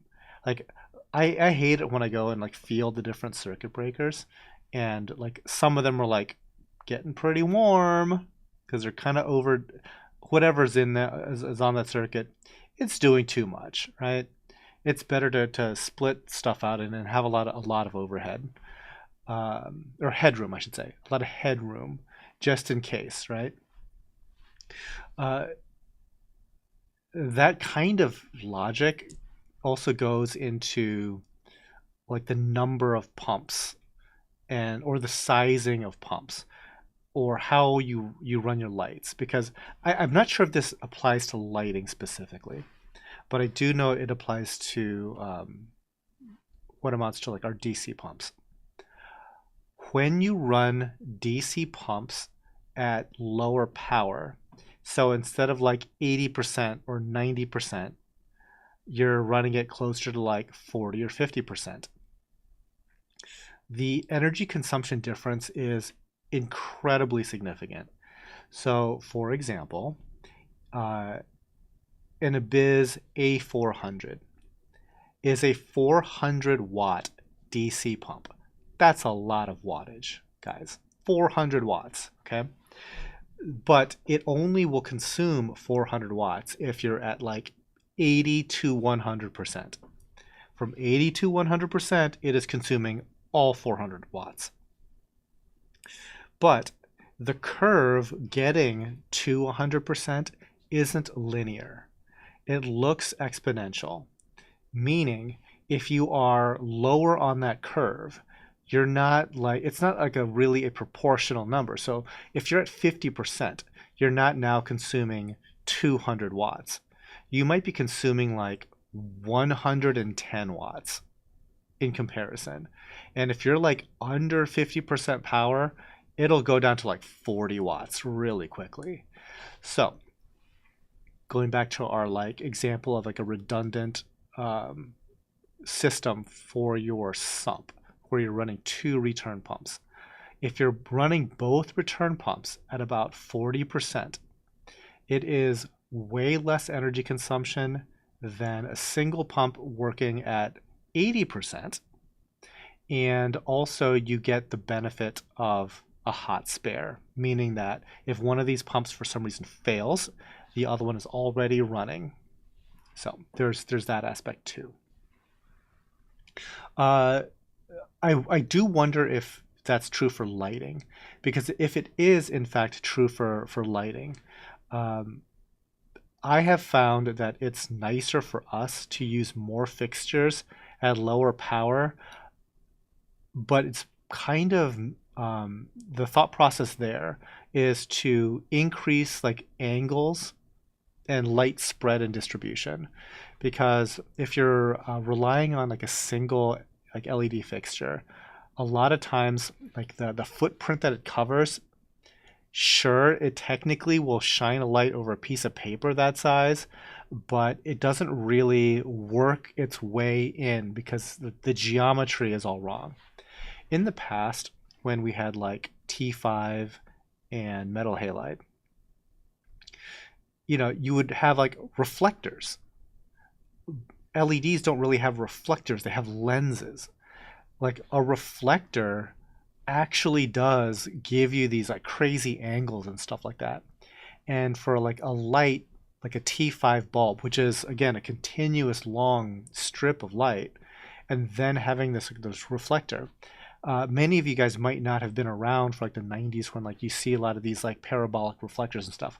But if you look up at a light and having it reflect, what you see looks like a dozen light bulbs, because it's all reflection, and getting all of those like different angles and stuff like that, very, very, very good. And you don't run into like a lot of like light die off from something getting basically zero light just because of how directional LEDs typically are these days. So I like more fixtures so that it can cover more angles, again, to massage that light in. But a side benefit to that is by reducing the power of said lights. I'm still getting the same overall intensity, but now I'm also saving tremendous amounts of electricity. And I have a feeling that it might be working out because a lot of our lighting does use active cooling. There's fans on every single fixture. When you turn those things up to like 80 to 100%, those fans they sound like drones. That's how loud they are. And because we're able to run our lights closer to like 40, 50%, you can barely hear the fans running. They are running, which I don't love, but it's quieter.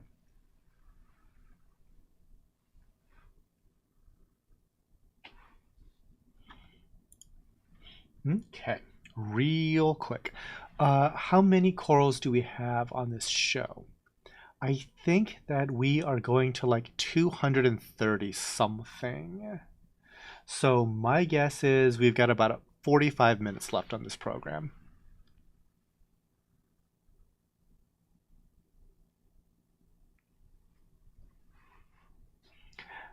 Steak and Shake. Check out the pump affinity laws. They explain why power is exponentially increased when you increase speed when pump diameter is held constant. Interesting. Yeah. This was a chat that I had with Alex from Abyss when he came and visited, because that is one of the things that we noticed, or I mean, he designed the darn things, right? But it's something that I noticed because his pumps, they on their controller, they show like a wattage consumption at any given time, which is kind of like a nice feature if you think about it. other pump manufacturers should probably do this because it is a really cool thing for the end user. Because a lot of his market isn't like home hobbyists. I mean, not a ton of people are like in a huge hurry to spend 3 grand on a return pump, right?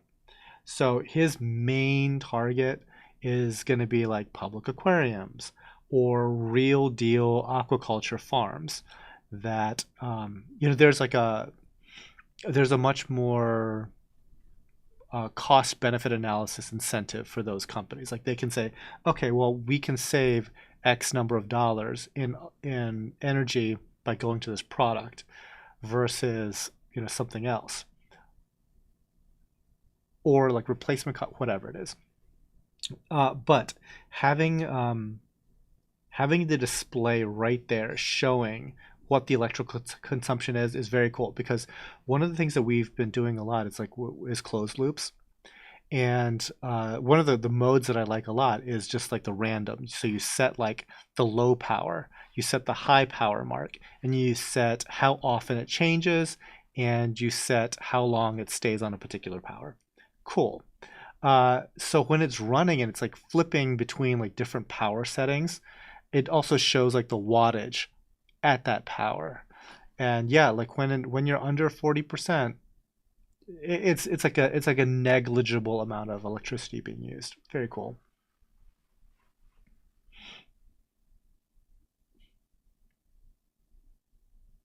So my skimmer is too big for my sump. I'll have to get a smaller one. Boo, more things to buy. I don't know how big your sump is, but if I could make one recommendation, I would try a one of the Tunza in sump skimmers. We just wanted one to try, and it was really nice. What's it called though? Tunza. By the way, not sponsored. I just happen to like these things. It is called a DOC skimmer. Okay, because there's other. Oh shoot, no, never mind. They're all called a DOC skimmer. Okay, like for example, like a 9410 DOC skimmer. And there might even be some that have like variable speed pumps and stuff. But what's cool about this thing is that it automatically adjusts to the water level that it's in. Because you know how like how skimmers when you when you have them in your sump or something, and like the water level might change, it completely goofs up the performance of a skimmer. This particular skimmer can regulate for that. It is a very different design than I've seen. And on top of that, what's really cool is that its output goes into a filter sock. So you don't run into like a microbubble issue nearly so bad.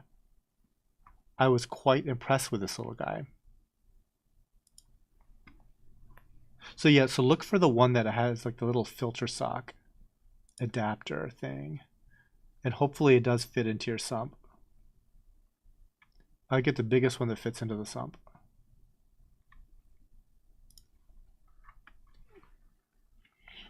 Tons of, so let's see.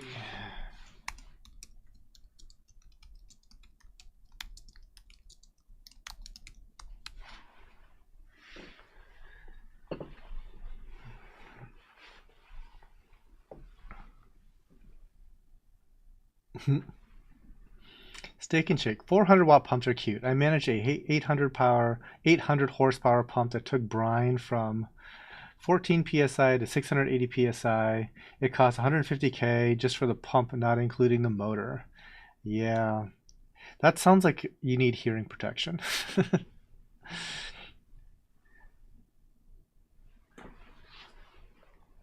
have to sneeze again. Excuse me. What the heck? It's like I haven't had like allergy issues all all month, and suddenly like today's the day when I'm on stream. The DOC 4110. Yeah, like I said, So B, whatever fits into your sump. That's the size I would get. I tend to like bigger skimmers generally. But yeah, I was pleasantly surprised by how nice those skimmers are. Now, granted, I will warn you in advance. When you get it, it's going to feel cheap because it's made of injection molded plastic. It is not like carved out of cell cast acrylic. So it's not going to be like thick and heavy as like another brand of skimmer. But the design is really good, and I have a feeling that it might be like injection molded like polycarbonate. So it might be way tougher than it seems.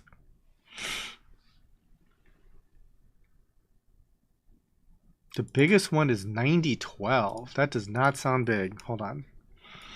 Let's do some skimmer shopping, y'all. 9012 sounds no, wrong.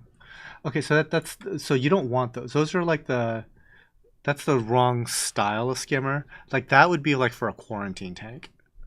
Um, because I think I actually have one of those. You magnet it to the side. Now you want like an in sump one. So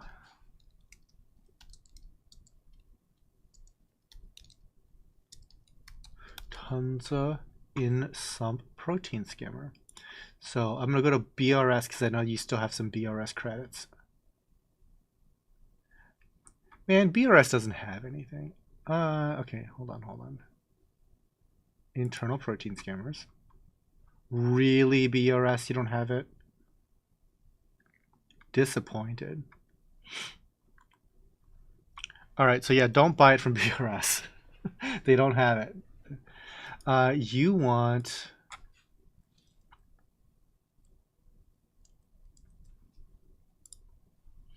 do a search for like a 9430.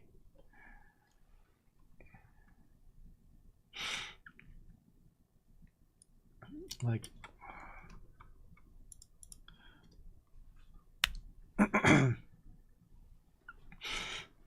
look do a search for that guy.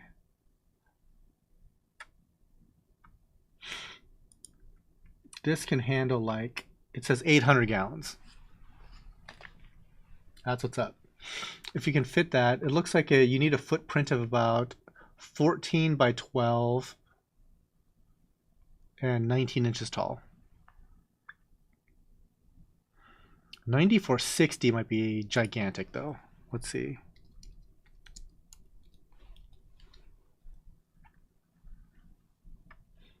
Yeah, 9460 is ginormous.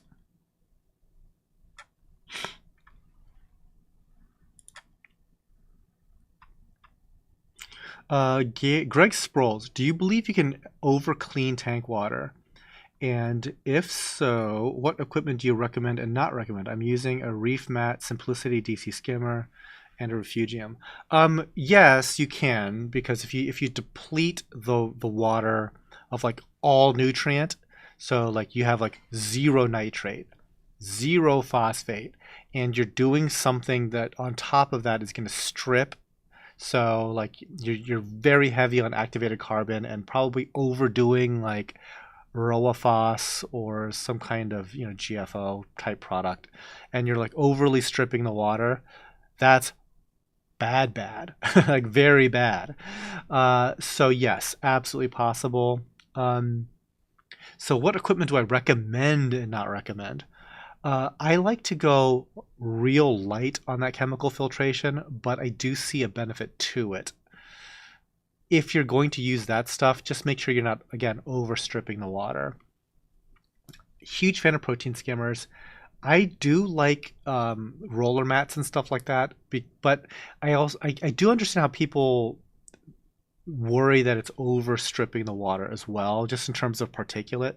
But I like the look of well mechanically filtered water, and I like the maintenance schedule of a roller mat. I've been very late to the roller mat party, and it's probably a good thing I was late to it because I think there's a big difference between hobbyist grade, and commercial grade roller mats. I've never used a hobby grade roller mat, but I will tell you this. From everything I've heard, the hobby grade ones, you go through a lot of roll and you have to constantly be changing those things out. I have now run my commercial MRC filter roller for 6 months, and we are about halfway through that roll. To give you an idea, so one roll will last us roughly a year. That is a good maintenance schedule for me. How much is a roll? Wholesales for about 100. Retails 120, something like that. I don't know. I don't have the most recent map pricing list. Don't quote me on that. But it's not crazy, and it's a year. So yeah, I'm a big fan of filter rollers. In the future, my greenhouse will, because that's like the ones that we can just build from scratch, those systems. We will be using pretty much exclusively filter rollers out there for mechanical, and very much looking forward to that. Because those tend to be the least, or I should say, those tend to be like the most neglected of the systems. So definitely something that requires the least amount of attention would be wonderful. I can't talk. Would be wonderful.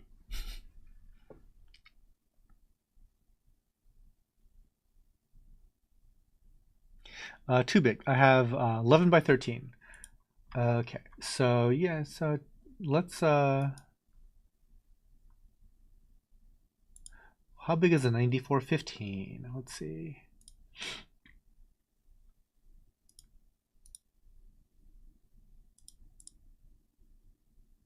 Thanks for the millimeters.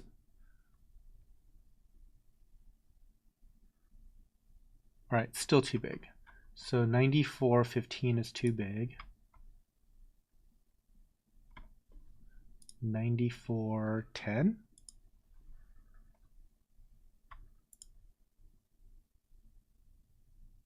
$94.10 will fit. And it's good to 317 gallons. Is that big enough? How big is your tank again?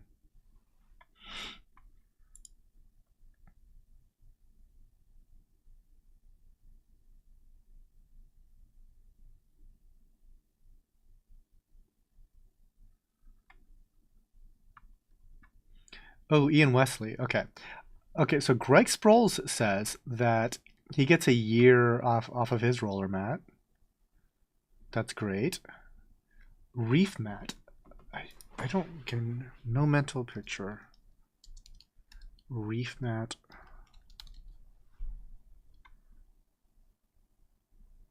Is it like just Red Sea? Okay. So he's getting a year. However, Ian, oops. Okay.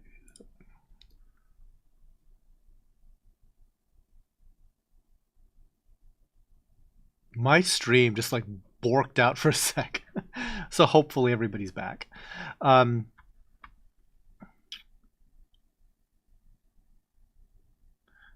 Where am I in chat? I changed my hobby grade one about one per month at $20 per roll. Yeah, see, that's what I was talking about. Like, that's 12 instances of maintenance at double the cost.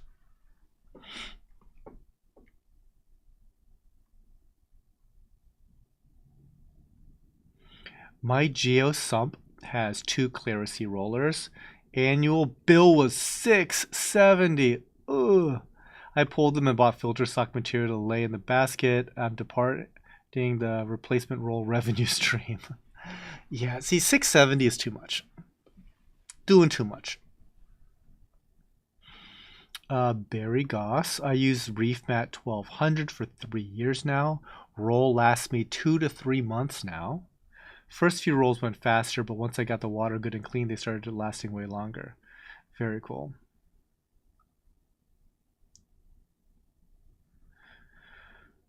Okay, display is 145 plus 90. Okay, so you're still technically under whatever the heck they're rating their thing to do.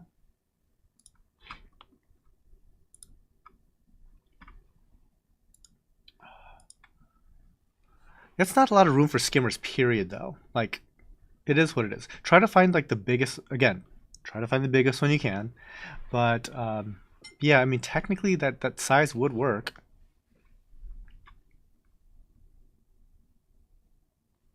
The Lido Junior, I had a catastrophic failure of a heater. All my tank died. So, oof, rough. So hope to have a new tank running for next live show. That really stinks.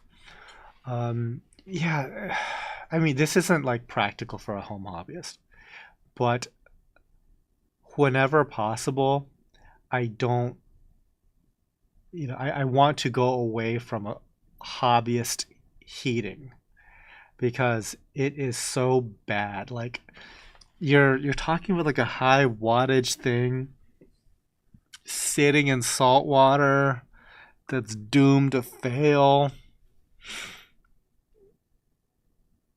I don't love that. I don't love that formula.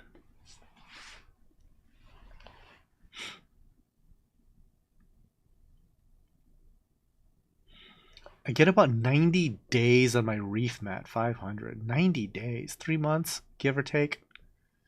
Yeah. Yeah, I mean, obviously it's very dependent on like the system, right? Like how much you're feeding, like what other crazy stuff is going on, but to put it into perspective, mine is running on a 3,000 gallon system here. That's the one that's been running the longest. And yeah, that's a good long while.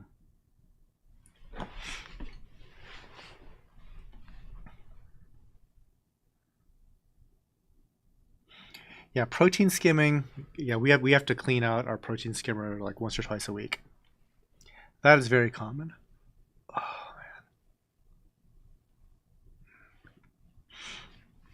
I don't mind protein skimmers though. Like we have drain lines now on our biggest ones, so just to drain them fairly straightforward. But we also have like one of our guys actually take the head off and scrub it.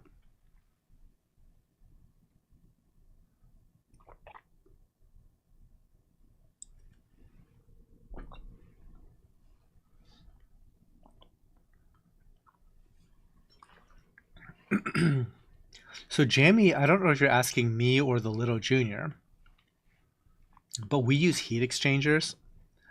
Um, when it comes to aquarium heaters, we've used both like glass and titanium. Um, if I had like a single like home aquarium, I would probably go with multiple heaters, um, but also get into the habit of replacing them fairly frequently, whether you think you need to or not. I just don't think that they are really meant to last that long. I think they're made to be about 50 bucks. So you're going to get what fits to that price point. You're not going to get a truly robust, like, this thing can't fail sort of device. And it is one of those devices. It is one of those devices that, like, this thing is not allowed to fail, but it sucks. It's made to be cheap. And there's so much at risk. Obviously, like the little junior knows, there's so much at risk from a faulty heater. And it sucks that like one of like the most dangerous electrical components is also one of like the poorest in quality. And when it goes so drastically badly. So the way that we do it here is through heat exchangers. So if there's like a mechanical or electrical failure in that device, it's not really attached to the water. It's off someplace else in a mechanical room or something like that. It makes heat, it makes cold, and then it sends it into the tank in a closed loop, and you do heat exchange. So it's decoupled from the water. I mean, it can still fail, but it's not going to like wreck your tank by like sending in current or causing a fire or something. At least not in your tank.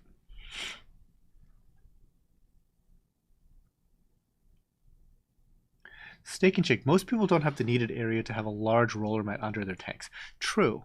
And in my case, for a couple of our tanks that I would love to have a roller, I don't have the way that our tanks drain back into the sump. I don't even have a good way to, because I just don't have the height from like the ground. It's kind of hard to explain. Long story short, I can't really put a filter roller into that system easily without pumping water up into it, which I could do, but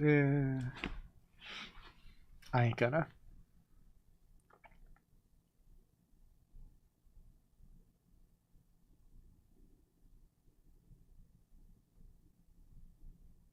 My plan is to multiple heater and controller for it. My heater was 3 years old, so it's my fault for not replacing. And yeah, that's the thing. A heater works until it doesn't. And when it doesn't, hopefully it just like fails silently and just keeps to itself. Not crack, burn, electrical shock, whatever the heck.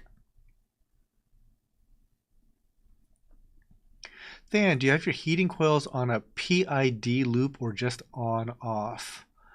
Okay, let me look up what a PID loop is.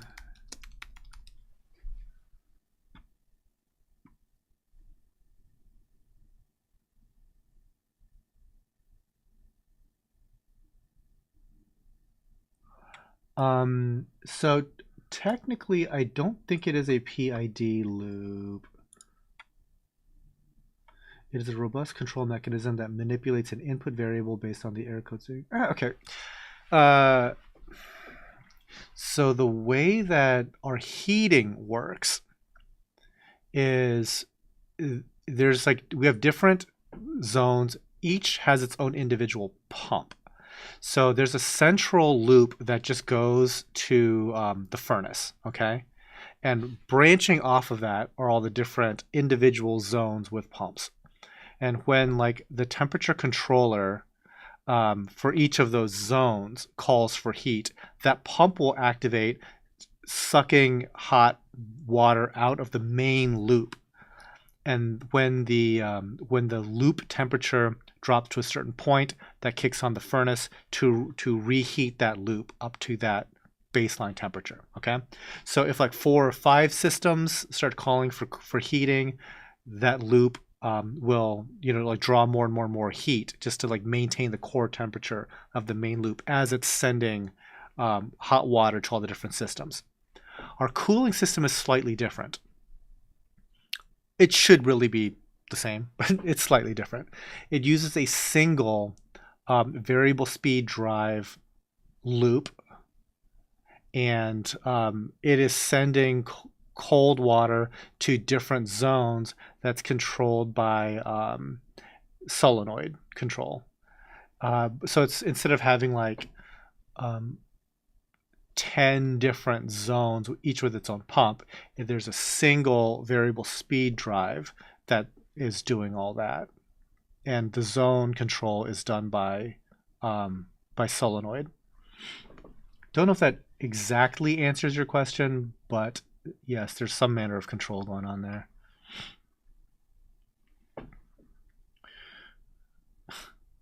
I just heat my tanks with an array of hamster wheel friction generators. You know, I have a freshwater tank upstairs. It doesn't have a heater. It's just working off of ambient. It's a 20-gallon tank. It gets light. It gets a little tiny CJ pump. And that's it. Is it successful? It's good enough. Jamie, that sounds like a great way of heating. I wonder why they don't produce miniature heat exchanger setups for home aquariums. You know what? I think they do. It's just expensive. That's all. Gribbles, yo, Than, how's it going, Gribbles? Welcome to the show. For a little while longer, anyways. I think we got like 15 more minutes. It's amazing how over-engineered it sounds, but it's all essentially thoughtful plans. Yeah, and the thing is, like, it's done by pros. Like, I didn't invent this. My plumber is very good at this. This is like what he does. So yeah, I mean, it worked out. And now that I know a little thing or two about it, because I own two of these systems and look at it daily.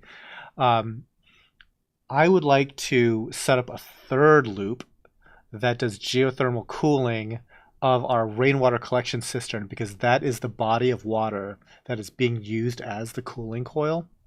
And um, so by directly then cooling that, because like that we have capacity issues, right?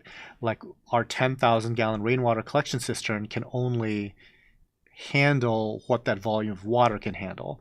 But if I'm able to expand it to a ground source geothermal loop, that can further bring down that temperature, and the cooling capacity of that is just the size of that secondary geothermal loop. Again, that's complicated, but that would basically, even though we're still working with the same roughly 10,000 gallons of water in the rainwater collection cistern, I am now controlling the temperature of that water. And I can get a much bigger delta to actively cool my systems for when it's 100 degrees outside.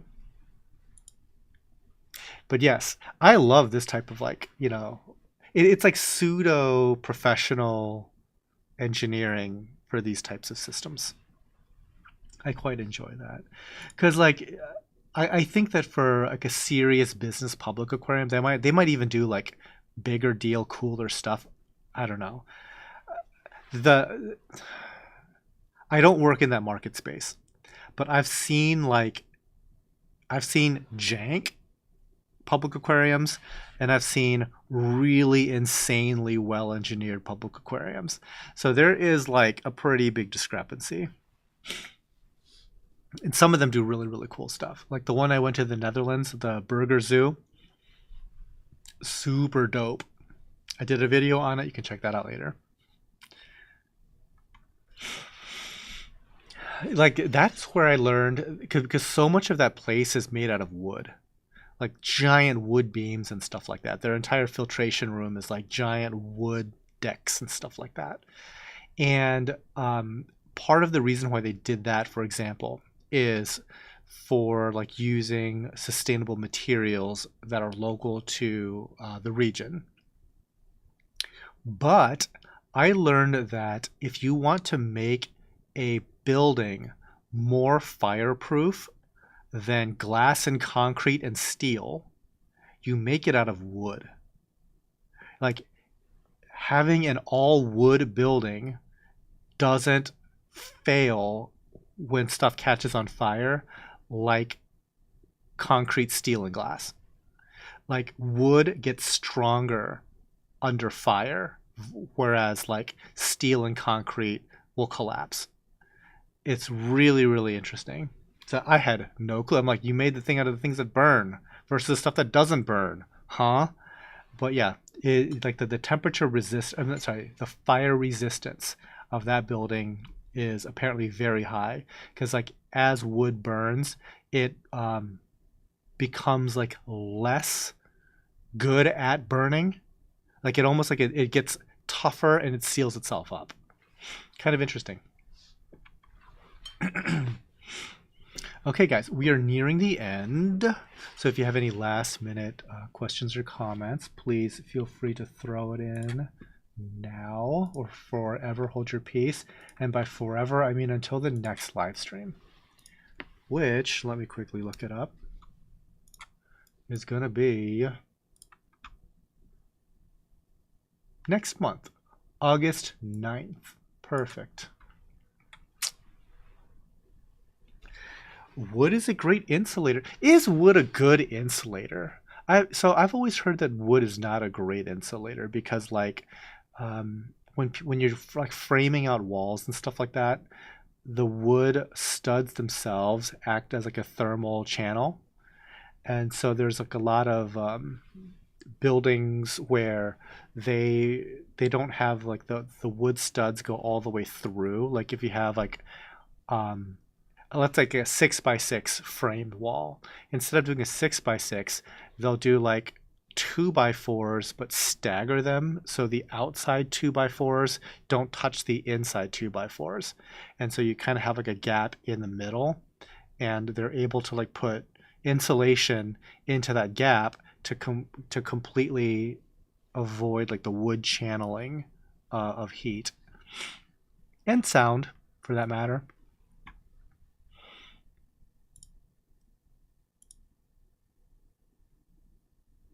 The Litto Junior, is the Mega Piece collection a good place to get started again on corals for the hobbyist? Sure. I mean, we are selecting the corals based on, like what we've got going on. So there's that. But like starting with 50 corals to start up a new tank, that absolutely could work. I these days I kind of recommend like plopping a lot of corals in because they, in their own way, act as filtration. Um, yeah, and I think that as far as like the price point, if you're very price sensitive, the 50 pack of corals is by far like the lowest cost per coral. So there's that. And like you're saving a lot immediately with shipping because it's an enormous amount of coral to ship, and it ships for free. So like our shipping bill on it is like $100 or something. I don't even know, but it's a lot because it's a big box full of corals. It's heavy.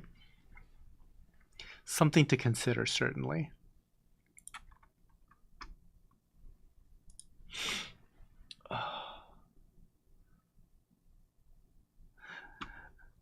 So random funny story. Uh, the church next door that we're very friendly with. This is how friendly we are with one another. They asked if they could borrow my tractor so that they could do a hay ride for their kids for their fall celebration, and also land a helicopter in my yard again. Because it's not the first time they've landed a helicopter in my yard for the kids. Good times. It's like whenever you see like those types of texts come through, I'm like, this would seem like a very odd request for most people, but that happens here. Let's see. Jammy. It's always better to have a thermal break regardless of the material, but wood is much better insulated than metal or plastic. Okay, yeah, I could see that. Definitely better than metal. I mean, gosh, like our greenhouse has like metal, tube construction, and yeah, in the winter, the inside of the building might be like 70 something degrees, but there's frost on every like beam and post. Made in Canada. Can we get your corals in Canada? So we don't ship to Canada. We're not allowed to ship. Uh, we're not. Well, we will not sell Canadians stony corals, even if they're here in person, because it's a CITES thing. But we're allowed to sell like soft corals and zoas. And if a Canadian is local and wants to take it back with them, we will sell like mushrooms, zoas, soft corals, and stuff. But unfortunately, we do not ship.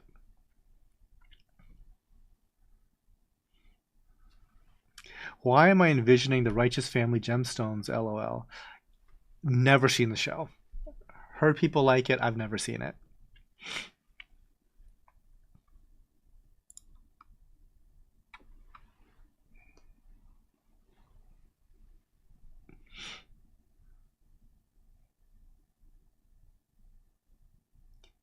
I think we're finally getting towards the end because these are like the ones that don't have that little marker that says like there's multiple available. Basically means that this is a what you see is what you get. I love this plate. It's one of my favorite corals that we have here. I Just to put it in perspective, I paid $800 for mine. That's how much I liked it. We've been propagating it since that's why the price is lower. And I do remember when I was editing this broadcast video file, that towards the end there are like these basically small colony-sized Fimbriophilia, like the hammers and frog spawn. It looks deceptive until you really start counting the heads. It gets crazy because we are now able to grow them all pretty darn successfully, and we lose track. Like, for example, especially these hammers, these like copper hammers, um, we kind of lose track because we frag them and they do fine, so we don't really pay a ton of attention. We kind of have to focus on the ones that are struggling a bit more. And then when we come back to them, it's like every single one has like 20 heads. And we have to frag them again. Oh, the little junior, he had a Diablo and it had all the colors. So sad it's gone. No, that sucks. That really sucks. Because those are like such great showpiece aquariums. And again, it's like this is all down to a super cheap heater. You know, it's like that's a multi-$100 coral. And all of this entire experiment relies on like a $50 heater that is almost screaming, I'm gonna fail on you, right? That's the suckiest part of that whole thing. It's like, it's guaranteed to fail. They're made to be good enough for $50. Awful. Super frustrating. Do whatever you can to protect your tank and your investment from such an outcome.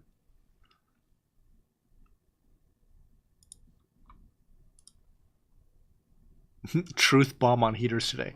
Don't trust them. They ain't your friends. I mean, we use them on like, you know, individual 20-gallon tanks and stuff like that, but on a big system, putting a lot of trust.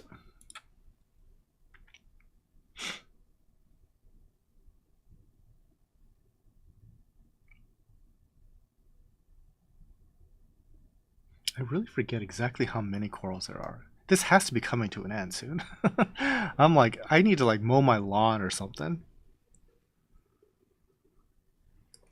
Hopefully you guys enjoy the rest of your weekend, whatever is left of it, whatever time zone you're in.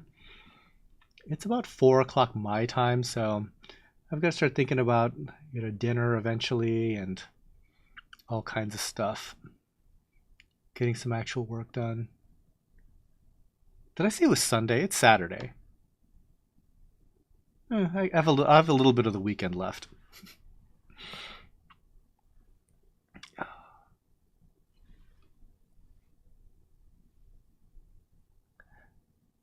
But do buy the Diablo plate. It's amazing in person. Mine self-fragged too. Yeah, they're not that difficult to frag. It's kind of nice. All right. We are all done. Thank you all so much for hanging out with me on this live show. We will be back at it next month. Take care, enjoy your weekend, and happy reefing.